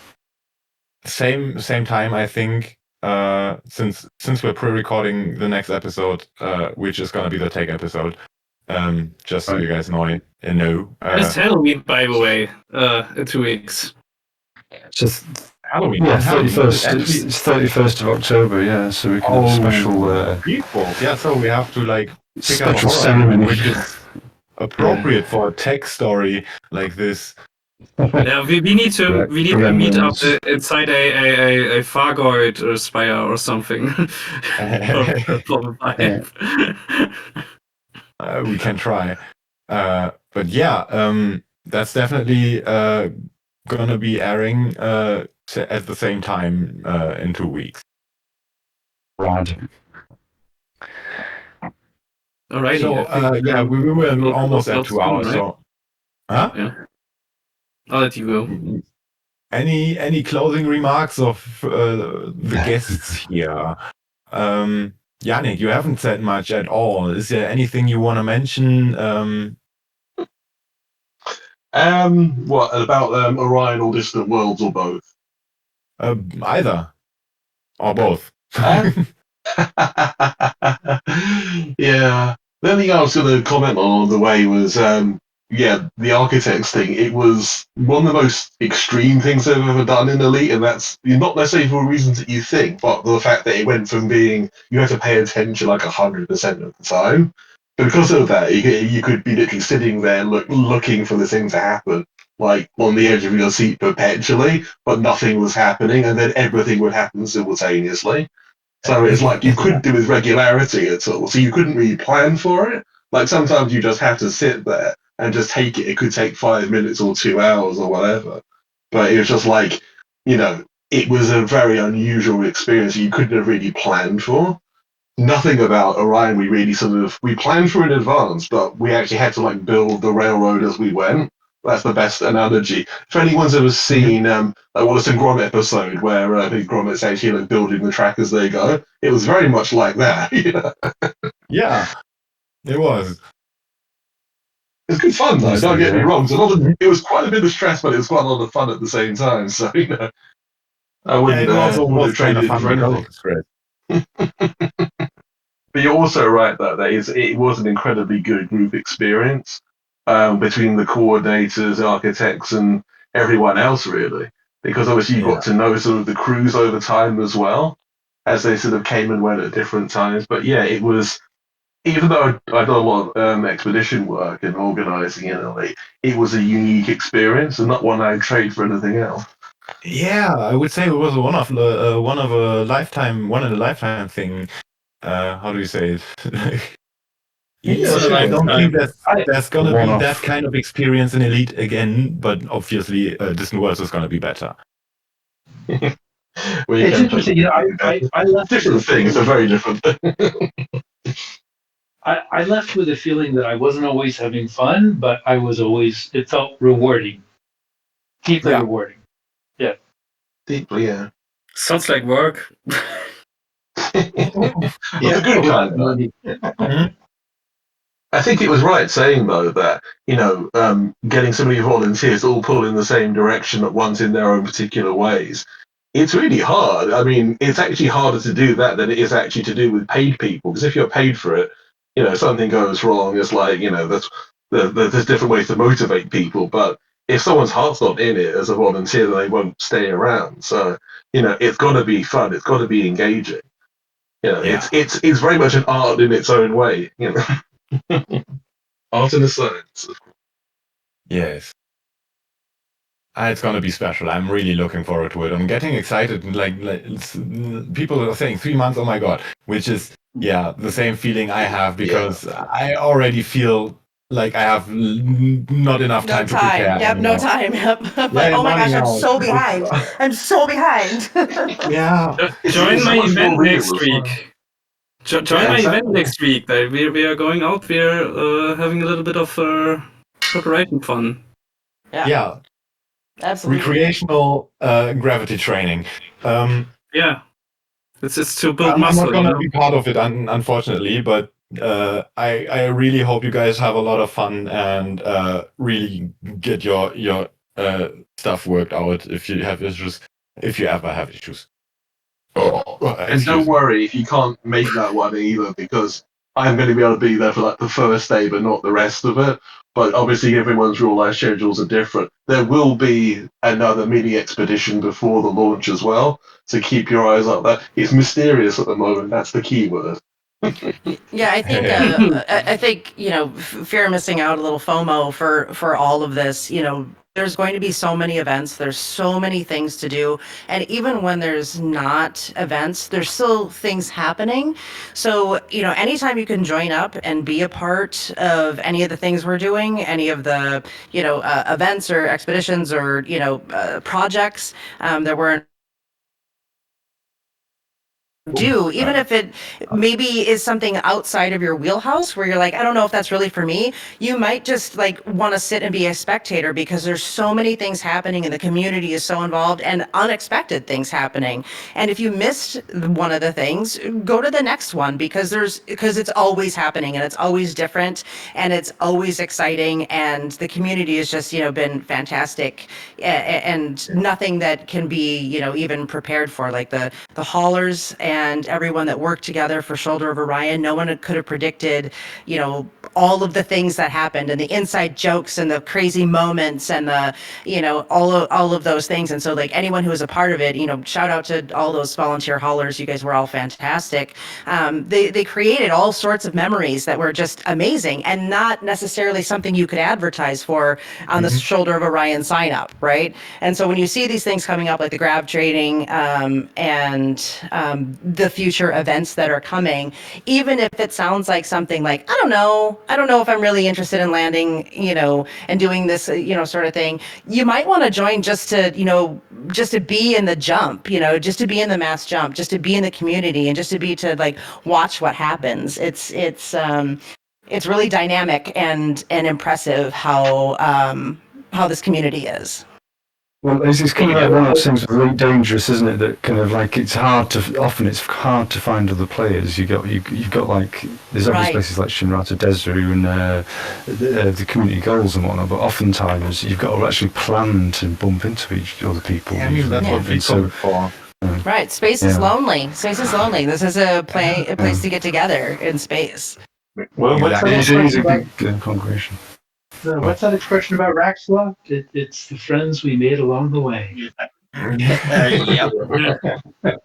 Yep. Yeah, and just looking back at Distant Worlds 2, while Distant Worlds events are community run and we have all of these official events, the community within the community even creates their own. We've had SRV races, we've had canyon races, all just put on by a group of people who are like, hey, you want to go do this? And they're like, yeah. And then suddenly some unofficial event, it just explodes. And now we're going, hey, do you guys want to come on as official event runners and we can help support you and draw in even more? So don't be afraid, even in those smaller little run unofficial events, don't be afraid to get involved with those, because you never know when we're going to reach out to you guys and go, hey, we're all burnt out because we've been doing this for the past 3 years.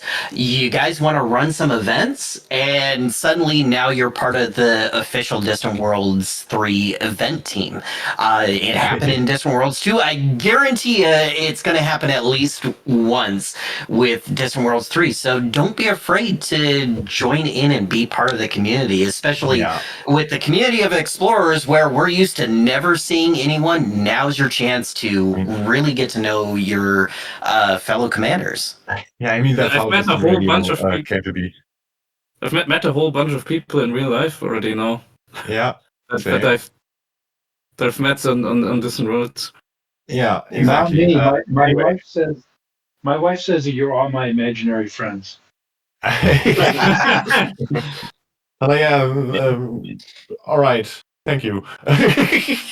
No, sorry to bring to interrupt this now. I wanted to say on the fear of missing out. Looking back at Distant Worlds 2, there were so many events, and I don't feel like I missed out on any, even though I wasn't part of most of them. Just watching them was more than enough in times. Like the Canyon Race, I was like very happy with not having to play that myself. Anyway, we're past 2 hours already, so I kind of want to bring this to a close. Is there anything important I forgot to say, or can we? You here? Do we have streamers in here who are gonna stream their perspective of Distant Worlds? Maybe shout themselves out real quick. Yeah, I'll try and do a bit. Hang on. Where is it? Haley Spartan was one of the streamers actually, and Mostly Emerald is also like registered as a streamer on FleetCom. So those two, check them out. What about Yannick? Weren't you fiddling around with OBS before? Yeah, I have streamed off and on over the years for my own events and for other people's. To say I will be there for the first day at least of Nagi's High G event, so I should be able to stream that at least from my own perspective. But yeah, go to Nagi's event; it should be fun. What about Kenny? I thought you had a channel too. Am I right? Yeah. So yeah, I'm on Twitch. Originally, I wasn't. I was mostly going to be hitchhiking, but with my new job, I'm going to have a much more open schedule. So yeah, I will. The mass jumps and bigger events that I can join, I will definitely be streaming those on Twitch. So you could follow me. For those of you who are listening in and you're not on Discord, my Twitch is Kenny Rosser. That is ROSSER.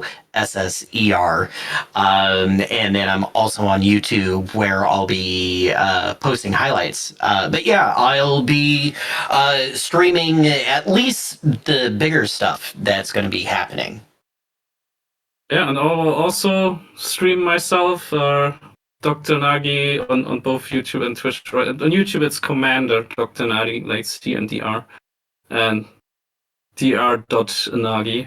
So I will also stream the events, the pre-events, basically whenever I have time during the expedition. Right now, I'm unemployed, so I have a lot of time, but that might change. There's also, what's it called? SAP course that I'm looking to join in February, so my time might be limited then. And you're in Japan next month. I'm in Japan next month. That's great.